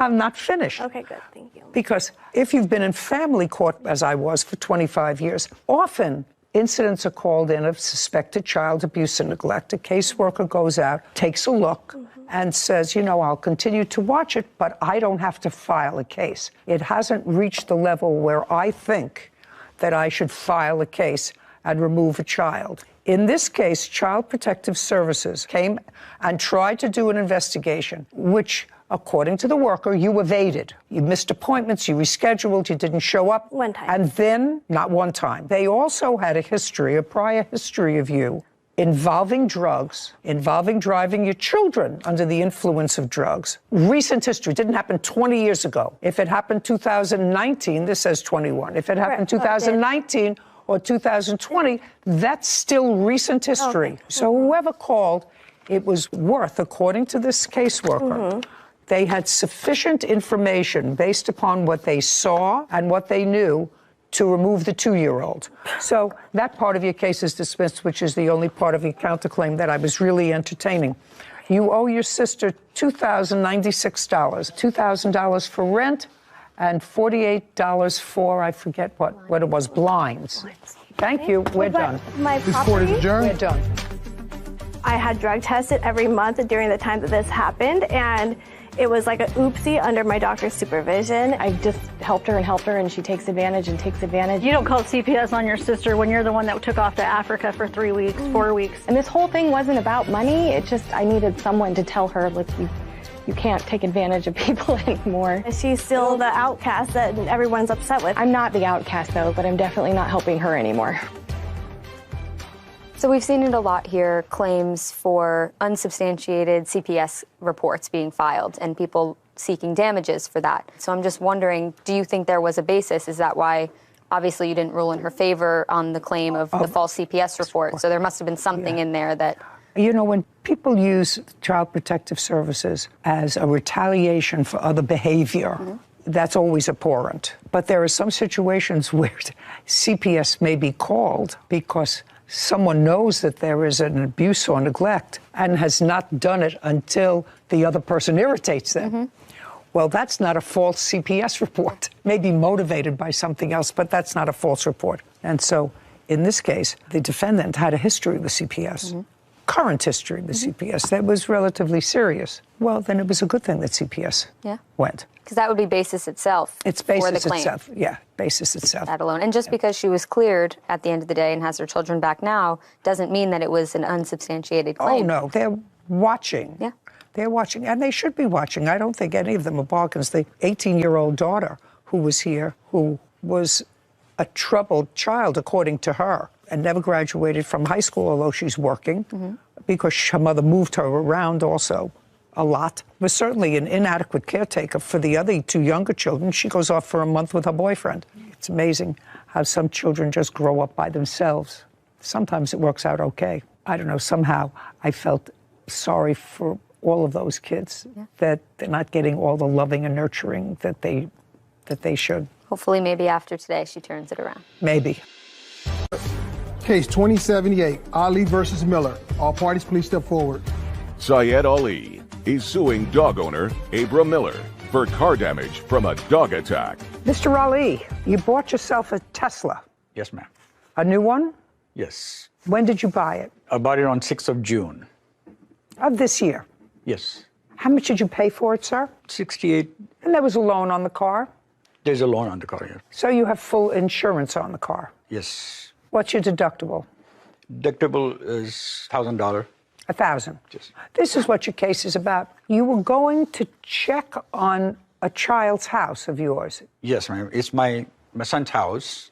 I go there every day. We bought that house for on my son's and my name. It's for my... Oh, so it's a house that's jointly owned by you and your son? Yes, ma'am. But you don't live there regularly? I don't live there. And where does Mr. Miller live? He lives on a different street, but his backyard and my backyard, they meet each other in the back. How long have you owned that house? Since 2014. Long time. Long time. Have you met Mr. Miller? I met him a few times, yes. Mr. Miller, you recall meeting Mr. Ali? Yes, ma'am, once. Okay, but you've met him? Yes, ma'am. Before June 6th? Yes, ma'am. And your son lives in the house. Anybody else live in the house? You live in the house. Is this a tenant in the house? She's a tenant. Yes. Does your son have dogs? No. And does the tenant have a dog? She does. What kind of dog? A Yorkie. You have a Yorkie? Yes. It's a small dog. Yes. Yes. So you have one Yorkie in the house. And you have two dogs. Yes, ma'am. What kind? A pit bull breed. Pit bull? Yes, ma'am. And the other? No, both are the same. Both are the same. One's actually the mom and the son. And how old are they?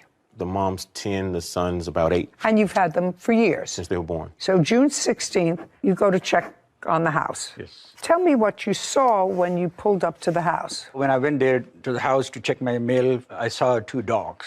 Where did you see the 2 dogs? I saw them in the porch. On your porch? Yes. Okay. Had you ever seen those dogs before? No, I never saw them before. Could you describe them for me? They're a big size. They are black and white, and they're...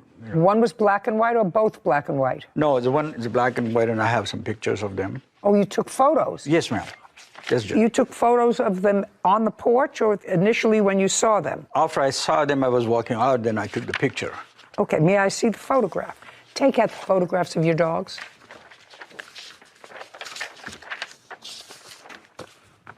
Would you say, give me both photographs, please?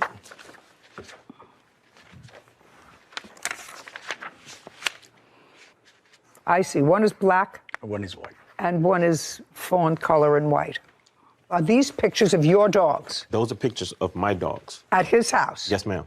Okay, so now your dogs are out. You're not at his house, just your dogs. Just the dogs. Okay, so now I got it. So you took pictures of the dogs the day of this incident at your house? Yes. And these are your dogs? Yes, ma'am. Okay, tell me what happened with your car. Ed Ali claims dog owner Abra Miller owes for car damage after his dogs attacked Syed's Tesla. Okay, tell me what happened with your car. Then I realized that I think maybe I need to get away from them because they were very ferocious and growling. And I quietly walked away from them, go to my car, locked myself in, and I said, I need to get out. So I saw them, they were jumping all around my car and biting everything. They were biting what? Biting the right side of the tire, this side, and the rim and all that. What your claim is that the dogs caused a substantial amount of damage to your car. Right. May I see the photographs of the damage? Yes, ma'am.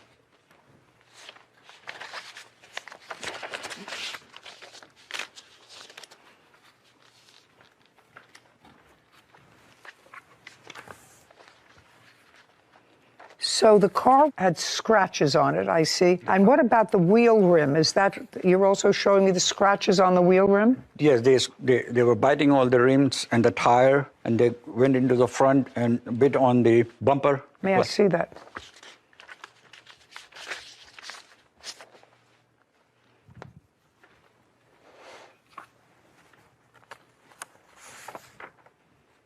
Okay, have you seen the pictures? Yes, ma'am. He sent you pictures of damage. He sent me some pictures, yes. Of the damage. Okay, so now, Mr. Miller, what Mr. Ali is saying is that your dogs, who he has pictures of, that you acknowledge are your dogs, Yes, ma'am.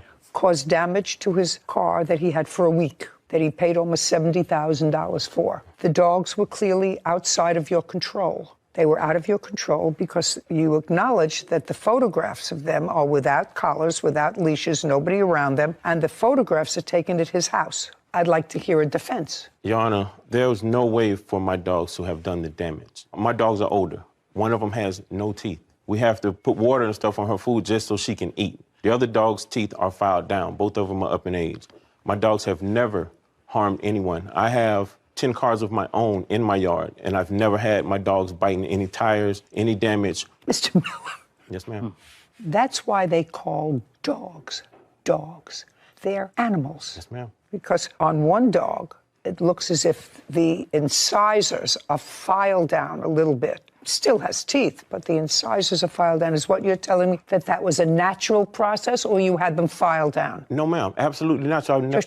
Absolutely not what? Absolutely natural. Absolutely natural. Okay, so the dogs still have teeth. They are smoother rather than sharp, but they still have teeth. Okay, but that's why they're dogs. You weren't there to witness this, so I have to assume that what the plaintiff tells me is true because his evidence is consistent with that. He has photographs of your dogs outside of your control, no collar, no leash, at his house. And he said that he took those pictures on the date of the incident, and he has damage to his car. Now, if somebody has that problem, they don't want to blame the wrong person. And the dogs he's identified as causing the damage are your dogs. I'm still waiting for a defense. You mean the fact that they've never done it before you think is a defense? No, ma'am, not. What were they doing outside of your control? They actually got out of my yard from a previous tenant of his dogs that dug a hole up under my gate. Just a second. So a previous tenant of his had a dog. Had several dogs. Several dogs. Yes, ma'am. Doesn't live there anymore, dug a hole under the fence. When did that happen? That was earlier that year. Okay, and when did you first discover it? I didn't realize it until after this incident. Are you trying to tell me that it happened earlier in the year and your dogs just found the hole? They had never been out before? Is that what you're trying to tell me? Yes, ma'am. Oh, I don't believe that, sir. You're responsible for his deductible. Did you have the car fixed? No, not yet, ma'am. Why not? I have an estimate, and I approached him of that, and I said, let's see if we can do something about this. Mr. Ali. Yes, sir. You Yes, have ma'am. insurance. Yes. And you have insurance for this type of problem. Yes, Judge. And you have a $1,000 deductible. Yes, Judge. Did you advise your insurance company? I wasn't, because I was trying to see what my good friend neighbor wants to do. Do you own your home? Yes, ma'am. Do you have homeowner's insurance? Yes, ma'am. Does the homeowner's insurance exclude your pit bulls? Do they exclude them? I'm not sure. Well, in what state do you live? Florida. In Florida. Would you look up and see what's the name of your insurance carrier? I'm not sure, Your Honor. I just switched insurance companies. Did you have insurance, homeowner's insurance in June? Yes, ma'am. You did? Absolutely. Well, did you inform your insurance company that there was a problem? No, ma'am. Why not? Because I was trying to get an understanding of what was going on. I'm just telling you what's going on. So now you know what's going on. Your dogs caused damage to his car. Most states now exclude certain dogs from their policy. One that's right on top of the list are pit bulls. You are aware of that. Yes, ma'am. And either you pay a higher premium or the insurance company says we're not insuring them. You do understand that? Yes, ma'am. Okay, so now you understand. Does your policy exclude your pit bulls? I don't think so. No, ma'am. Well, I don't know, and I don't know how to find that out unless you can give me a definitive answer, Sarah. It depends upon the insurance company. It does. Yeah, and you don't remember your insurance company. So, Mr. Ali, he's not paying the $8,000 that it's going to take to fix your car. That's what you have insurance for. Okay? But he's going to pay the deductible. You have insurance. It's a brand new car because you have a loan. So you must have insurance, which I'm sure you do. Yes, I do. Then if you were having a difficult time with Mr. Miller and his insurance, which I could probably understand because it may exclude his dogs from the policy, you have to advise your insurance company. And I don't understand why you didn't do that. But I was going to see if he wants to go ahead and fix it. Well, he's not paying $8,000 to fix it. He's going to pay the $1,000 deductible on your policy. He was suggesting me that he could just go and get a spray paint and paint that little thing. And I didn't like that idea. And I said, let's go to Tesla and have it done by the properly from... Absolutely. I agree with you. It's a brand new car. You should have it done by Tesla through your insurance. That's true. Yes. Good.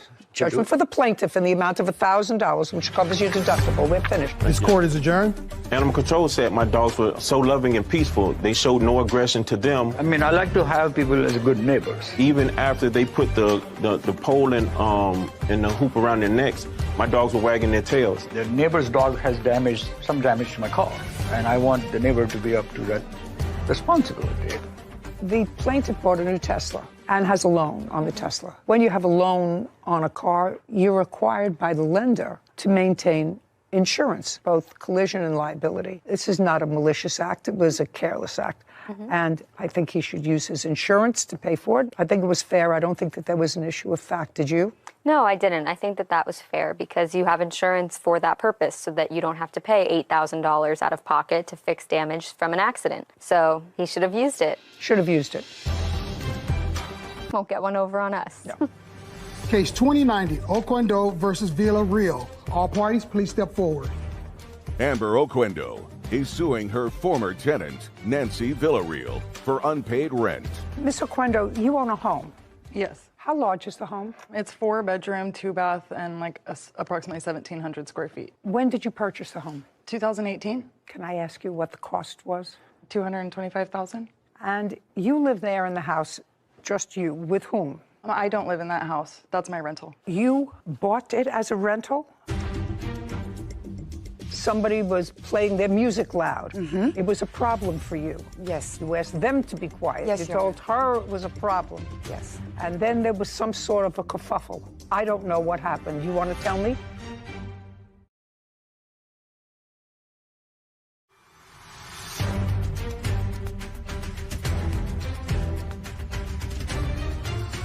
Amber Oquendo claims her former tenant, Nancy Villarreal, owes for unpaid rent.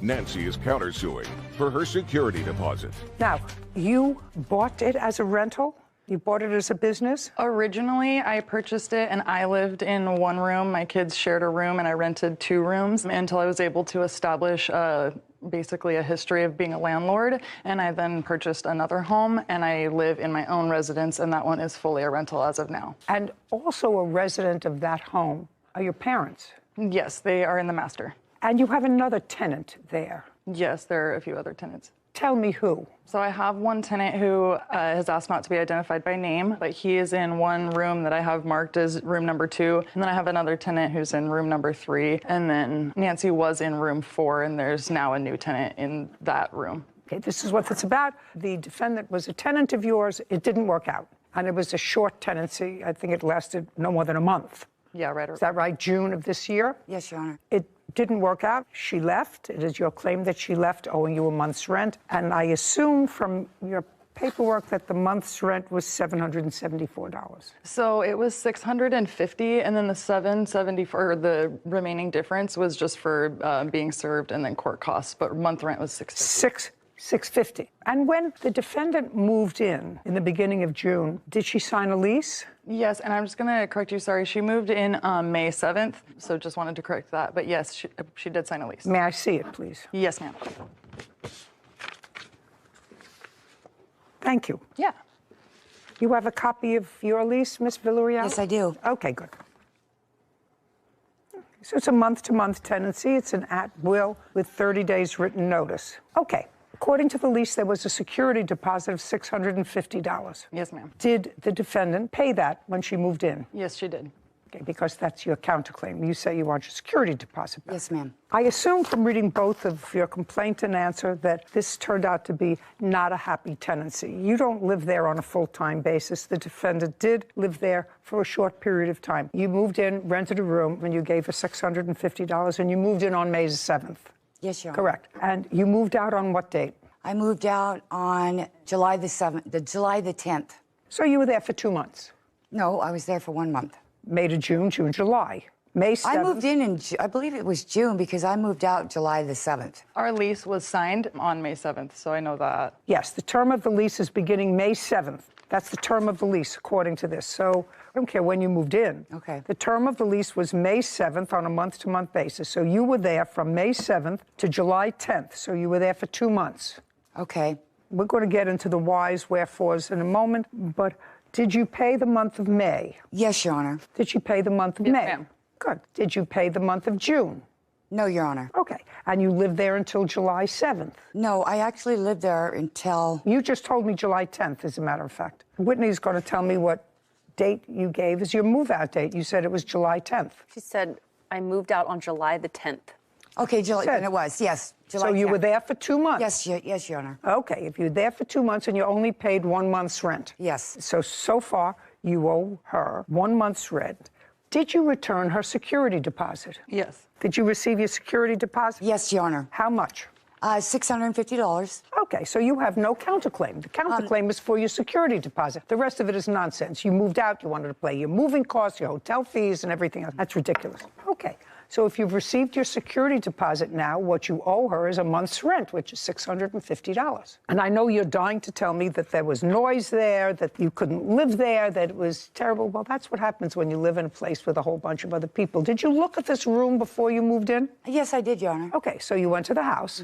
When you went to see the house, Amber was there. She introduced herself as the landlord. That's what it says here. Yes. And she let you know that she wasn't in the house, that her parents were in the house as tenants, but she wasn't in the house. Yes. And you moved in and somebody was making noise. Somebody was playing their music loud.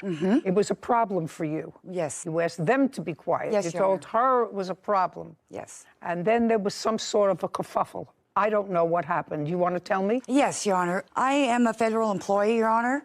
And when I signed this lease back in May, it states there, and I'm also in recovery, Your Honor, and it states very clearly in the lease that there is absolutely no smoking on the premises or no drugs on the premises, Your Honor. There was absolutely marijuana being sold. Health consultant Ann Machado is suing her former friend, community worker Denise Faulkner, for an unpaid loan to leave her husband.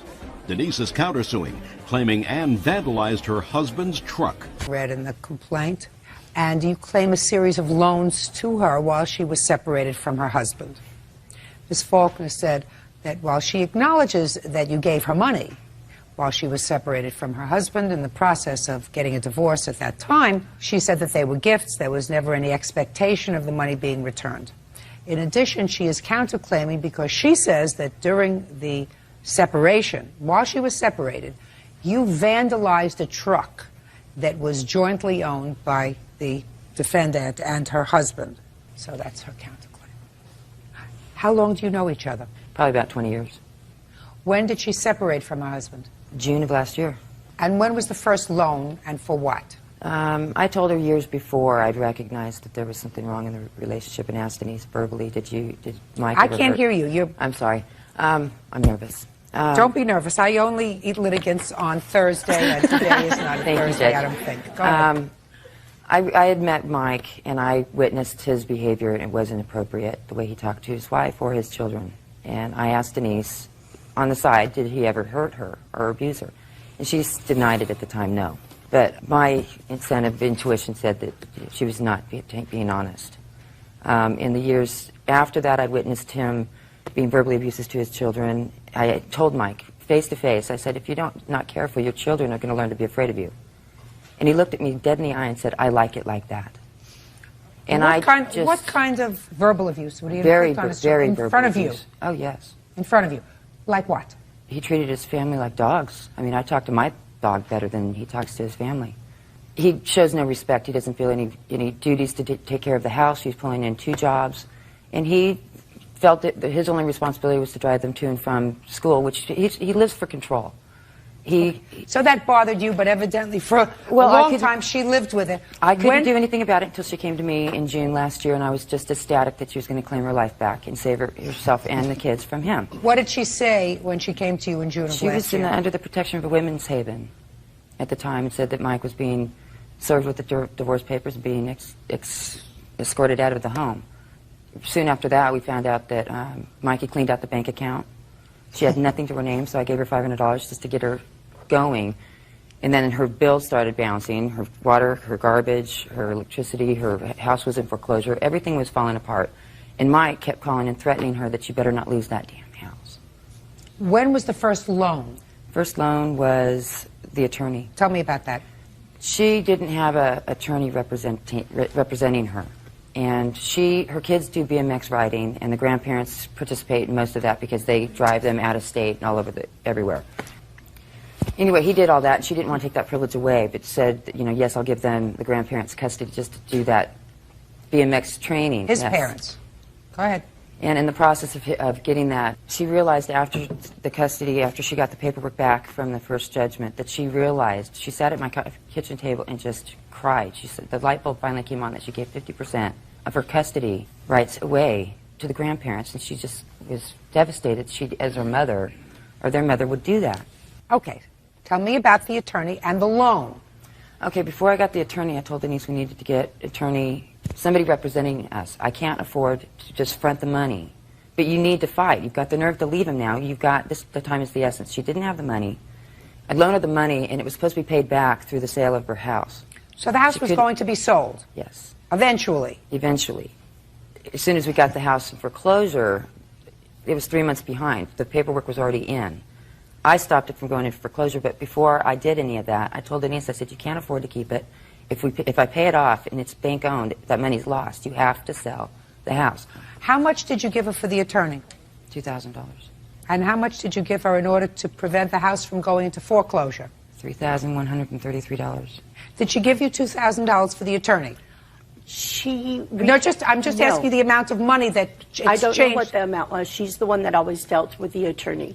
Okay. And did she make up the payments on the house in the amount of $3,133? Not that I'm aware of. Can I see proof of payments, please, both to the attorney and... Shh! You say you don't know. I have to see proof. These are the canceled, right? These are the canceled checks for the attorney. What about the bank money for the house? Since it was through, I called and paid it on my Visa. And this is how it came out. I didn't give him check numbers, but yet it still comes out as check numbers on my bank statement. Okay. There came a time, according to your complaint, that you found out that Miss Faulkner had reconciled with her husband. When was that? It was the end of January. Denise wouldn't even get on the phone with me. She was afraid that the house was bugged or that Mike was listening somehow, and that she would be reprimanded for it. When did you have the first discussion with her about reimbursing you for this money? We didn't. I got a hold of her finally on the phone by April 1st at her work, and she couldn't talk. She said she'd meet with me the next day at 11 o'clock, and she never showed up, and I couldn't get a hold of her after that. What is that on? This I bought for Denise to get Mike's true person on tape, his verbal abuse, and I gave this to her for protection so that we'd have something to follow through with our attorney. Something to back up this true person, because he puts on a good cover. But all right, Miss Faulkner, when did you separate from your husband?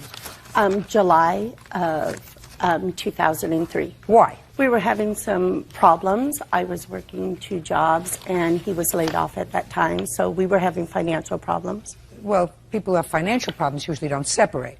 Did you at any time go to the plaintiff and tell her that you were under the protection of any organization that assists people who are the victims of domestic violence? No, I was never. Were you ever? No.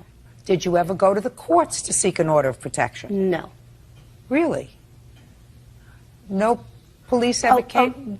Yes, I got a want restraining you to order. listen to my words very carefully, madam. Okay. And before you say no, no, no, whatever dealings you have with the courts are very easy for me to ascertain. Do you Okay. understand what I'm Yes, I saying to do. you? Yes, I do. Very easy. It's a phone call. It was my business for 25 years. So when I ask you a question, you'll give me a truthful answer. Okay. And in this proceeding, I don't give a rat's behind about what your relationship is with your husband. Do we understand each other? Yes, ma'am. Good. Judge Judy continues in a moment. And Machado says former friend Denise Faulkner owes for a loan to leave her husband, Mike.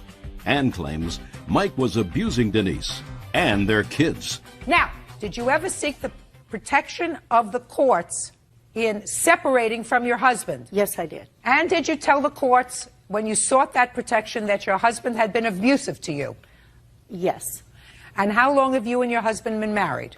19 years in July. And how long did you maintain that order of protection in place? It was good for 30 days, I believe.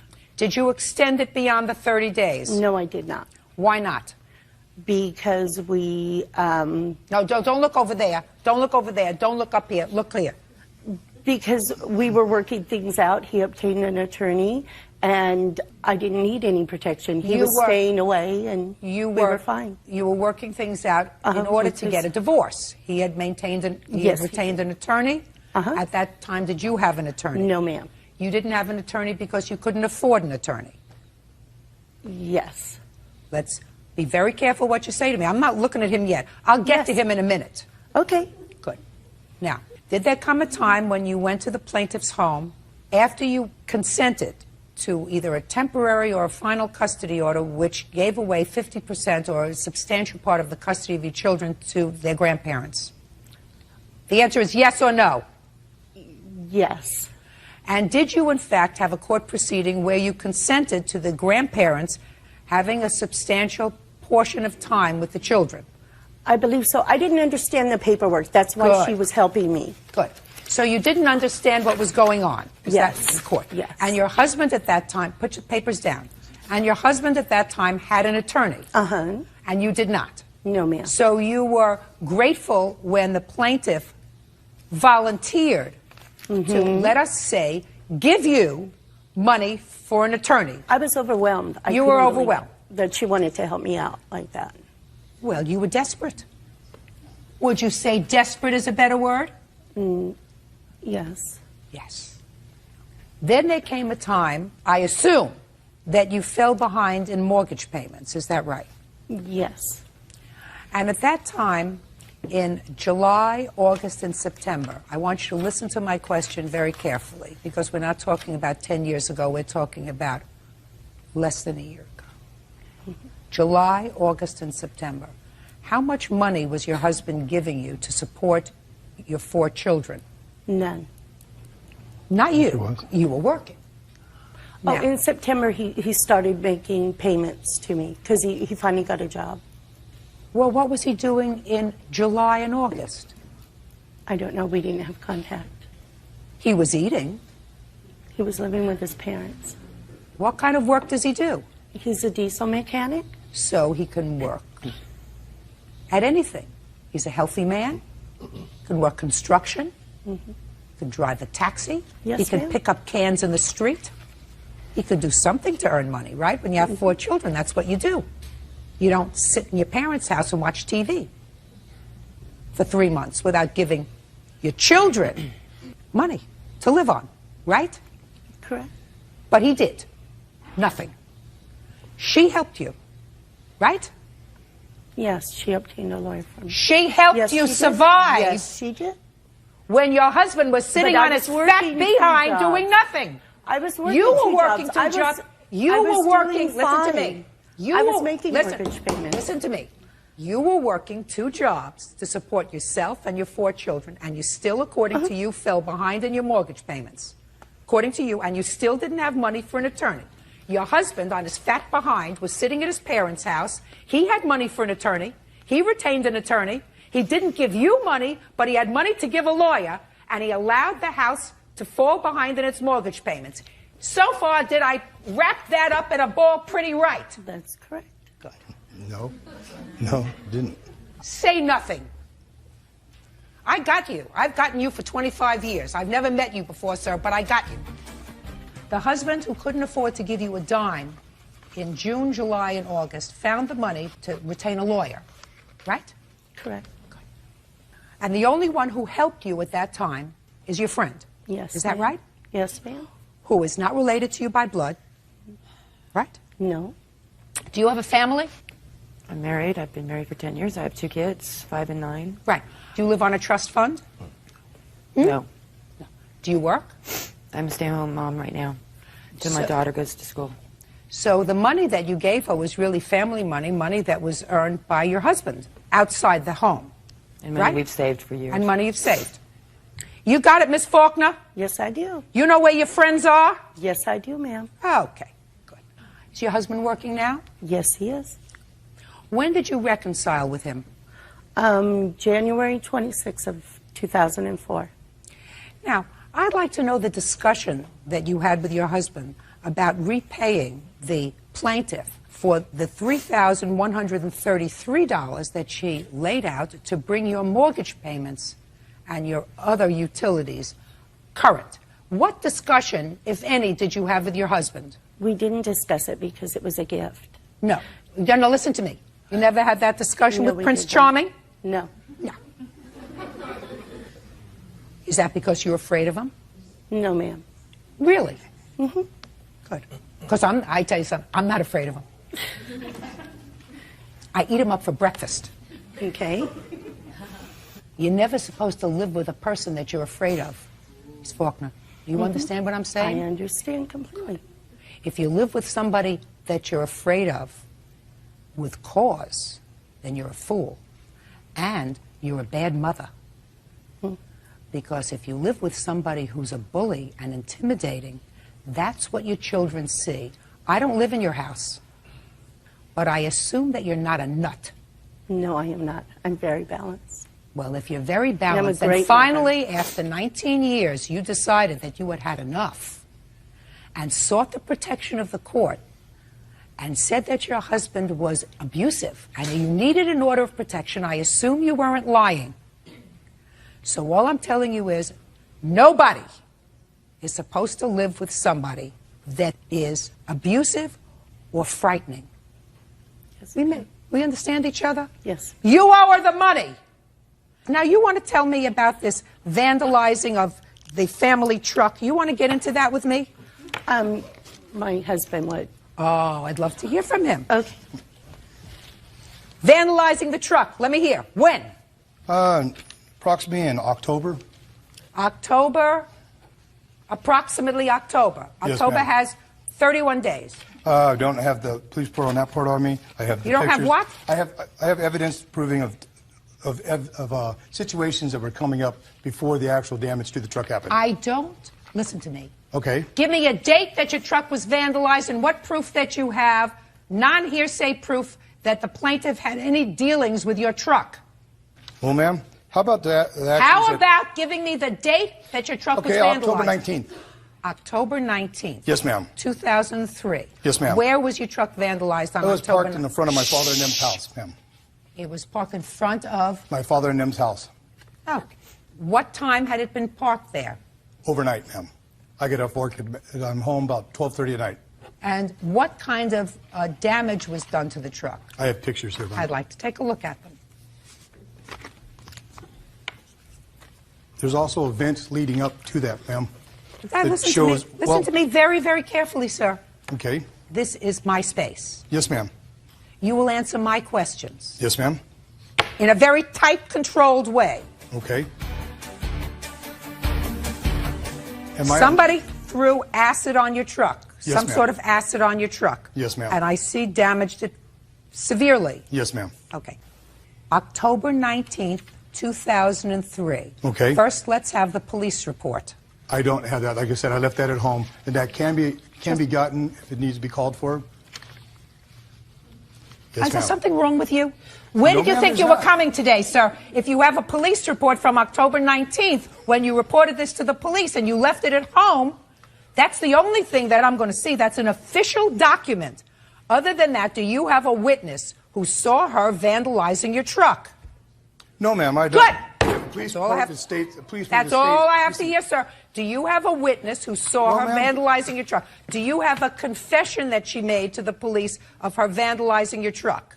No, ma'am. Your counterclaim's dismissed. Sit down. Ma'am, okay. Do you have But, anything that shows did you as hear far what as I her said? abuse to her? Did though? you hear what I said? Yes, ma'am, I sure did. But Good, did you then I see want this you right to here? close your mouth. Okay, without You proof, owe her you don't want this. $5,000. Judgment for the plaintiff. Your counterclaim is dismissed. That's all.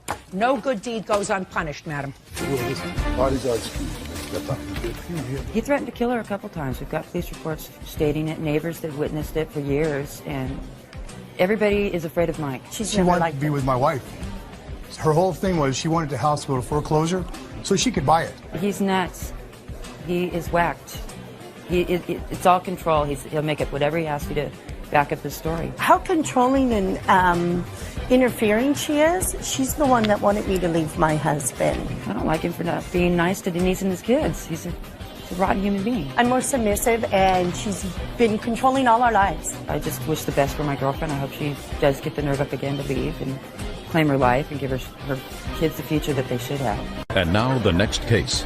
All parties in the matter of Donahue versus Heinig, step forward, please. 21-year-old fitness consultant Megan Donahue is suing her ex-boyfriend, 24-year-old construction worker Brian Heinig, and his mother, Ann, for the return of a bedroom set and entertainment system. Miss Donahue, this used to be your boyfriend, is that right? Yes. You have a child with him? Yes, I do. How old is that child? 9 months. Boy or girl? Boy. And for a period of time, you lived in Mr. Heinig's home with his mother. Yes. And it is your claim that there was some sort of an altercation. You left, and Mr. Heinig refuses to give you back 2 items of furniture that you purchased that belonged to you. Mr. Heinig says that the bed he paid for and that the home theater was given to him. He doesn't say by whom. When did you move out? April 9th. And you moved out with your son? Yes, I did. Where did you move to? My house, my parents' house. When did you go back for your furniture? April 9th is the last time I've ever been at their house. When did you tell them you wanted the bed and the home entertainment center? April 9th. Okay. Now, what? Well, I was there. My son was not there when she came back with her sister, and she did want the bed. She made no mention of an entertainment center. She was very emphatic about the bed. How old is your son? My son? I'm 24, ma'am. He's 24. Is he your youngest? No. Let him talk for himself. Let's deal with the entertainment center first, Mr. Heinig. Mm-hmm. Who bought it? We had both bought it. Who paid for it? We had both paid for it. How much did you pay for it? I'd say $180 at least. Yeah, I have receipts for everything I paid for and an itemized list of everything that I wanted back. And he did pay, when I was on maternity leave, he did pay part of the bed. Okay. And I did pay him back, and there's a council check in here proving that I paid him back. Yeah, that's all for the bed and everything.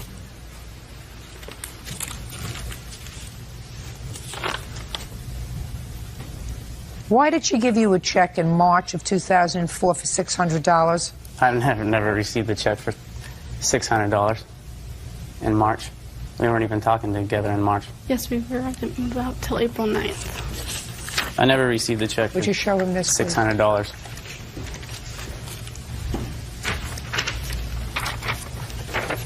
Oh, this is for the side work I was doing for her dad at the gym when I was rebuilding the gym. Okay, so that's for work that you did for her father. Yeah, when they own a gym. Mm-hmm. And there should be another check somewhere for $350 that they had also paid me. No. Okay. Now, you say you paid her about $180, sir? Well, that was for the TV. How much was the television? Maybe $240, I don't know, something around there. It was like a 27-inch TV. Okay. It wasn't that. And how much did you pay her towards the bed, which was... I got $650 towards the bed.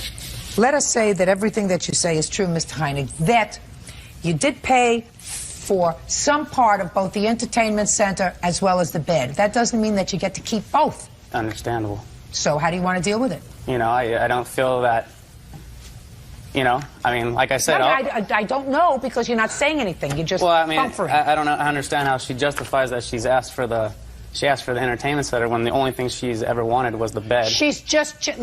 Women change their mind. I'll give her the money for the bed, you know, but I mean, I think that that's the only thing I should give her the money for. And the television, the entertainment days. Thank you. His mother can't cut the umbilical cord from her son, and every time I try to solve something with him, she gets involved again. All I'm interfering with is the fact that I want to see my grandson, which she is denying of me. When we were trying to work things out, she'd call him about a dozen times when he'd be at my house. Where are you? You need to tell me where you're at all times. Like, she's crazy. She always takes the blame off of her and puts it on everybody else, and I can accept that. Actually, he tried to choke me with his purse. I don't know, kicking me in the back of the car when our baby's in the car is a little crazy. You know, he hasn't paid me any child support, even called to see how his son is in the last 2 months, so. I can't deal with crazy people. Hello guys, Assalamualaikum. This is beautiful view.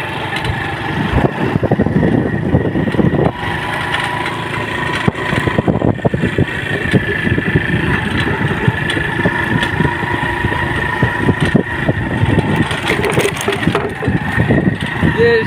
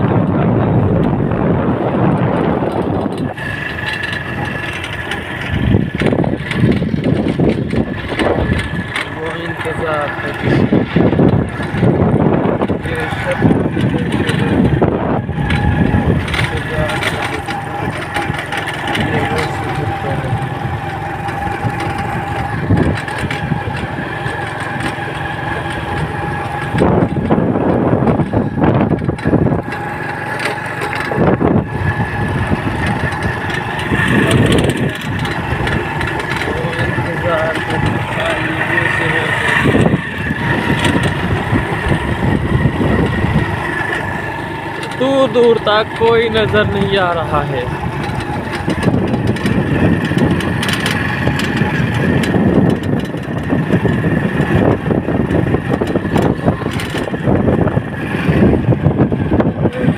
ये front view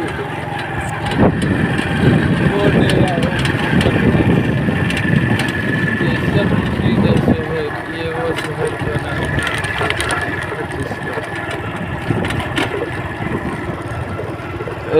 ये तो काम खराब होगा।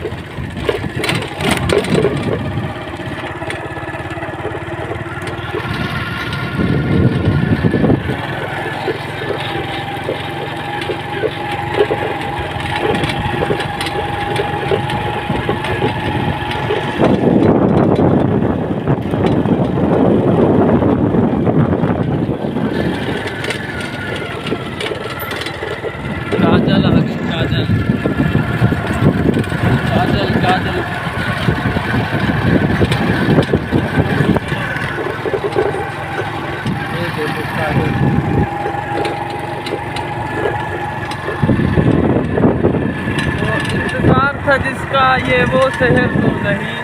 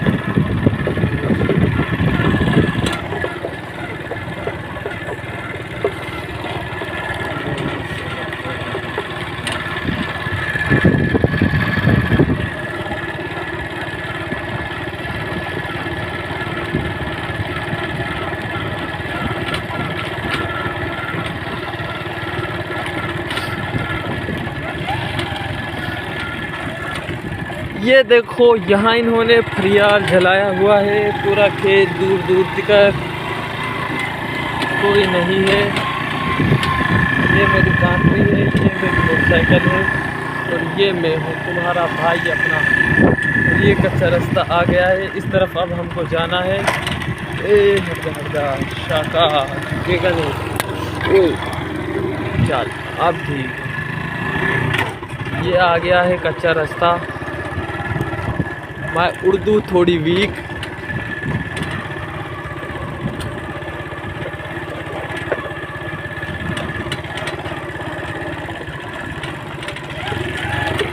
ये शब गुज़ीरे शहर।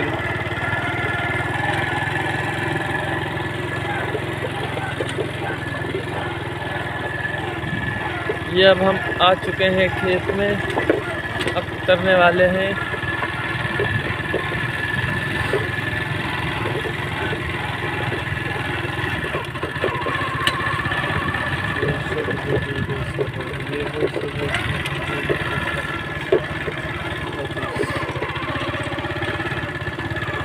ये देखो खेत में और भी काफ़ी सारे लोग लगे हुए हैं और अब हमको यहाँ से जाना है नीचे।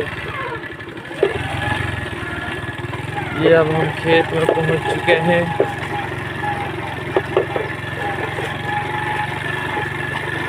ये हमारा बाजरा पड़ा है यहाँ और अब हम इस वाले पहुँचने वाले हैं। ये सब शहर, ये वो शहर नहीं पूरा है जिसका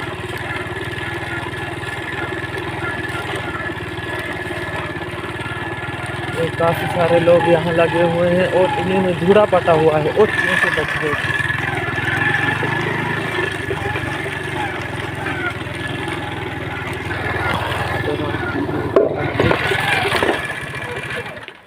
इतने भी लोग ख़त्म करिए 8 मिनटा दा।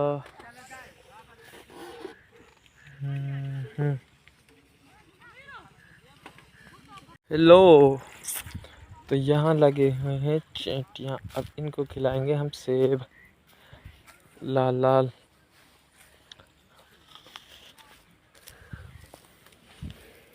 ये देखो इनको ये खिलाएंगे अब हम। देखा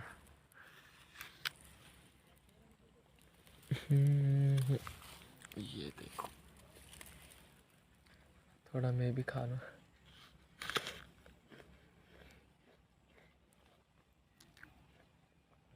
मीठा है।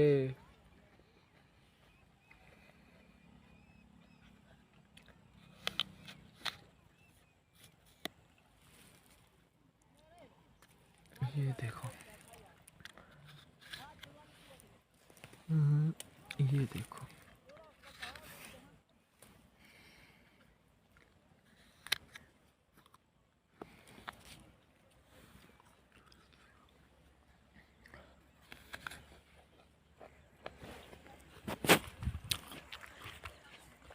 अब हम जाने वाले हैं और अपने बाजरे को चोटेंगे। ये देखो मैं सेब खाते हुए।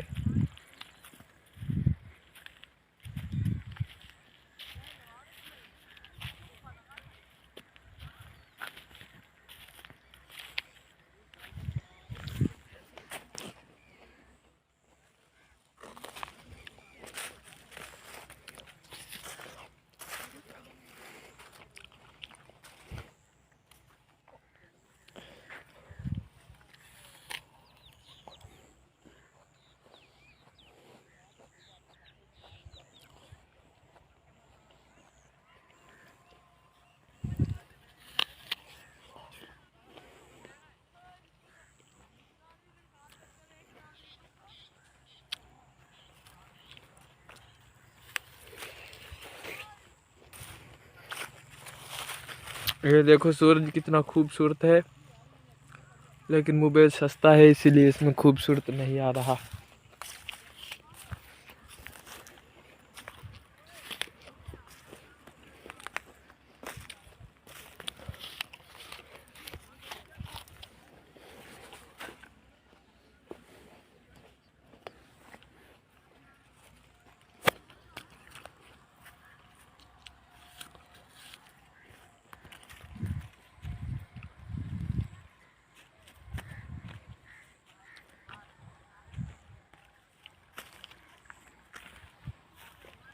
देसी लोग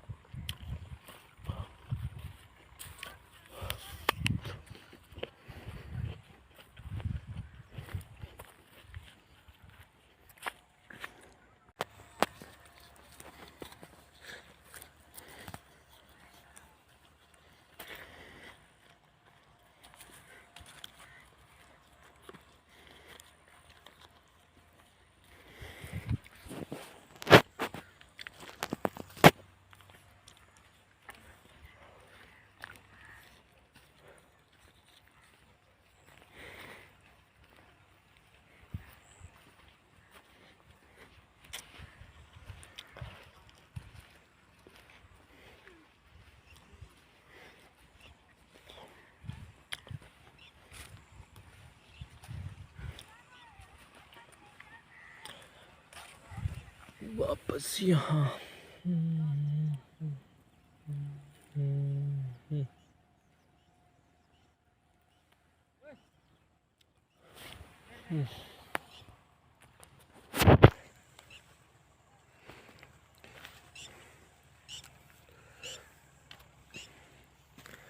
I am Desi vlogger.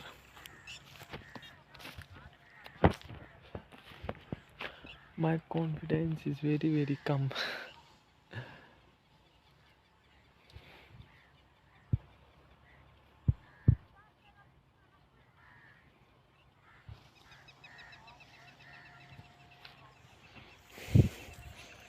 अब हम जाएंगे और बाजरे को चोटेंगे।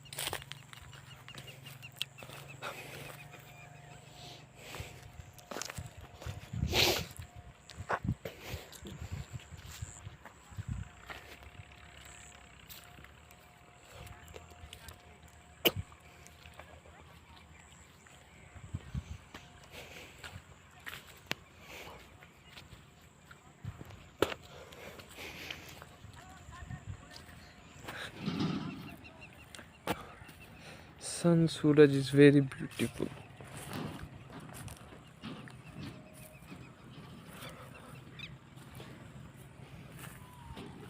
अरे बाप रे, ये कैसे होगा?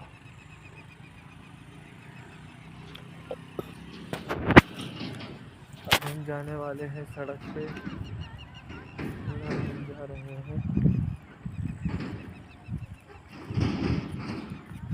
देसी गांव के लोग।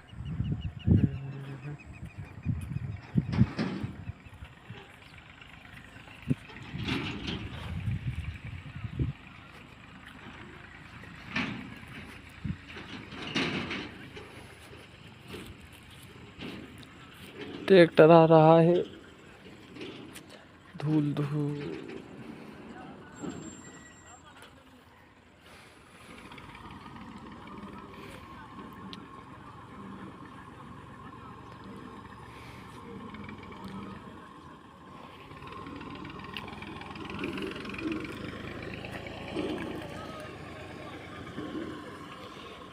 ये क्या है? दूध देने वाला पौधा मिल गया। ये देखो,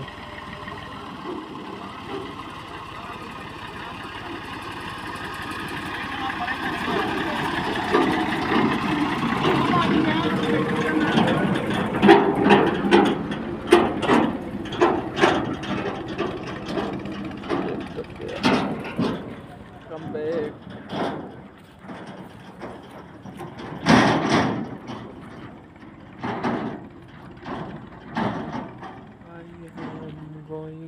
द स्कूल। 3 सैपलियों के बाद मेरे यार काम करते हुए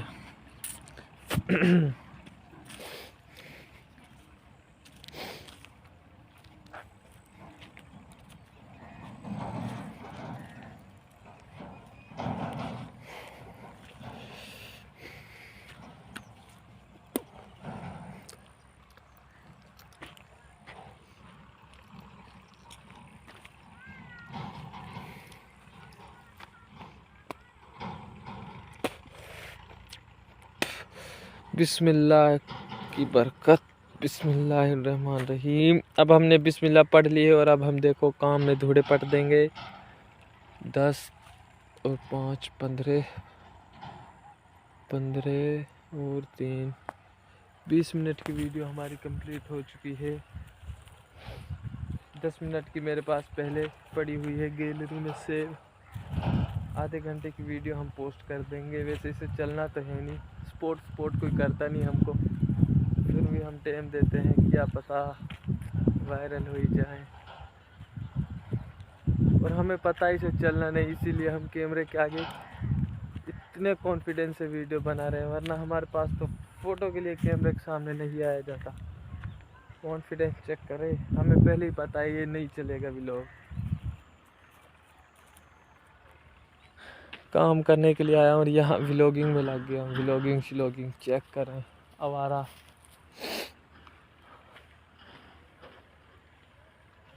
हमारे जैसे लोग होते हैं जो आवारा लोगों का भी नाम खराब करते हैं। कैमरे के आगे आ गई है धूल, साफ हो गया। ये देखो, ये मेरी दांतरी है, ये मैं हूँ और ये मेरा काम है जिसको करने को बिल्कुल भी दिल नहीं कर रहा।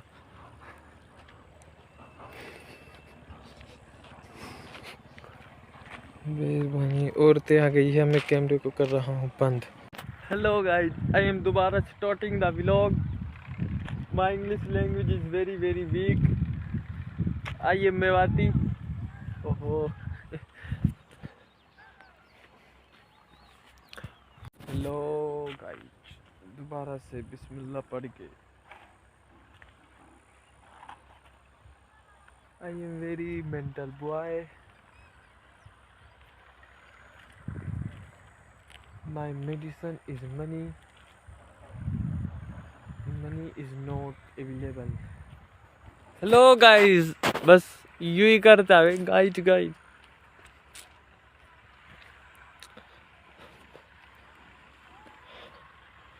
मुझे घर वालों ने यहाँ काम करने के लिए भेजा है और मुझे आधा घंटा हो गया ये व्लॉगिंग करते हुए, और इससे मुझे क्या मिलना है? अभी तक तो कुछ नहीं, और फ्यूचर में पता नहीं क्या, बस थोड़ा कॉन्फिडेंस, ओनली कॉन्फिडेंस। कैमरे की तरफ देख, आंखों से आंखें मिला के, ओए होए होए। आई एम वेरी पागल लड़का।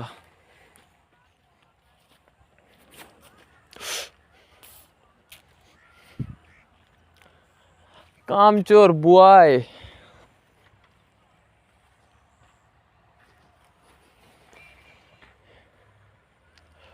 ओ चिट्ठियां भी पाइया मैं, तू ते पढ़िया ही नहीं, कदाए मिलना जिगर। अब अपना काम हो चुका है और अब हम जाने वाले हैं। ये देखो, तुम्हारे भाई ने A to Z काट डाली।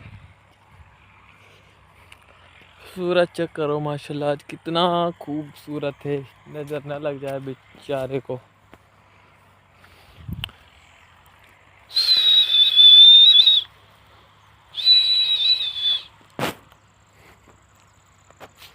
अब हम बैठेंगे मोटरसाइकिल पर और ये देखो सूरज चेक करो। अब हम जाने वाले हैं।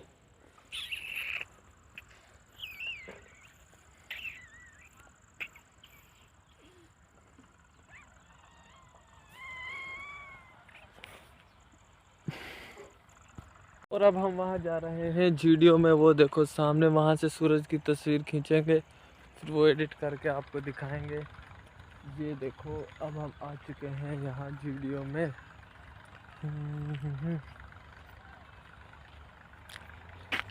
ये देखो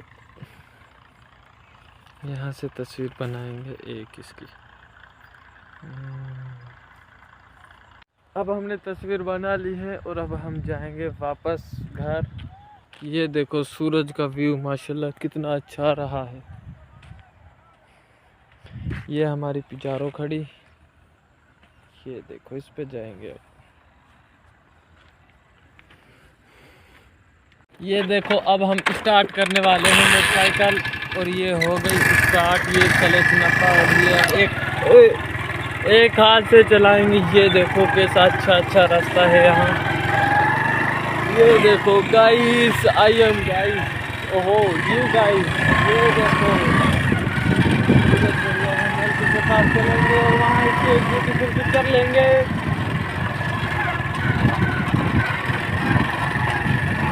ये वीडियो से होता हुआ सूरज कहाँ जा रहा है?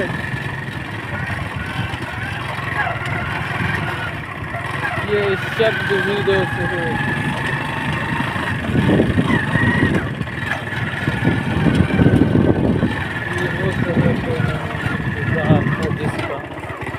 ये देखो मकई की फसल है और थोड़ा ये बाजरे की फसल है। बाजरा थोड़ा नकल है।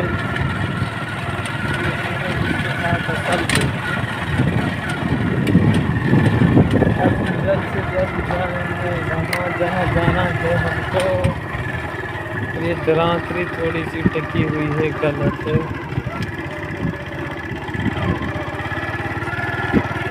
ये उड़ा दिए 120 की स्पीड पे जाते हुए।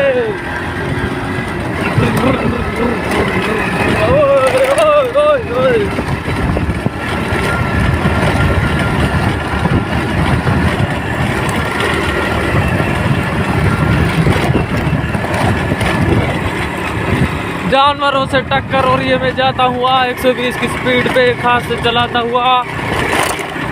I am a good deliver. मुझे बाहर कंट्री में जाना चाहिए और मच्छर लग रहे हैं।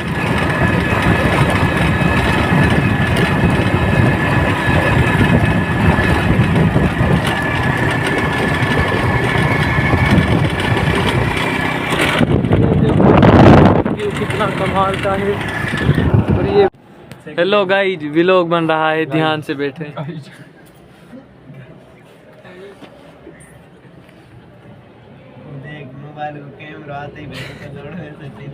ऐसो में देखो बारात में खानो खा रहे हो हम बुरी तरह लग रहे जैसे कैमरा और बात थोड़ा सा पकड़ के मुंह कर छोटा है लेकिन गला खाओ व्लॉग बन रहा। काली से फरार 15 मिनट को बनाओ। टेंशन मत लो या कोई ना देखे या वजह से तुम्हें नहीं देख बोंगे मार रखी है कसम। सबसे मालूम बिल्लो लग रो बीच के यूं आप ही मान जाओ। बीच में होल्डर है होल्डर तो खत्म हो पड़ो। सही यार खत्म में बैठा लग सारा ये से लग रहा है खत्म में। हेलो गाइज, कुछ कहना चाहेंगे अपने बारे में? आप क्या करना चाहेंगे मुस्तकबिल में? थोड़ा सा ऊपर थोड़ा सा मुंह लगा बस। क्या कहना चाहेंगे? देना चाहेंगे ये बता रहा है, आप बताओ। बताओ बिजनेसमैन, आप लेना चाहेंगे? आप झेल लोगे क्या? मुट्ठी जिंदगी की बहन के आगे मुट्ठी तेरे नाम पे है। यार यहाँ पोस्ट फाइन हो गया है और अब हम फाइन भरने के लिए जा रहे हैं। ये देखो मेरे यार फरहान डॉन समेत मेरे ओ आ जाओ व्लॉग तो बना ले। मैं मोबाइल रख दे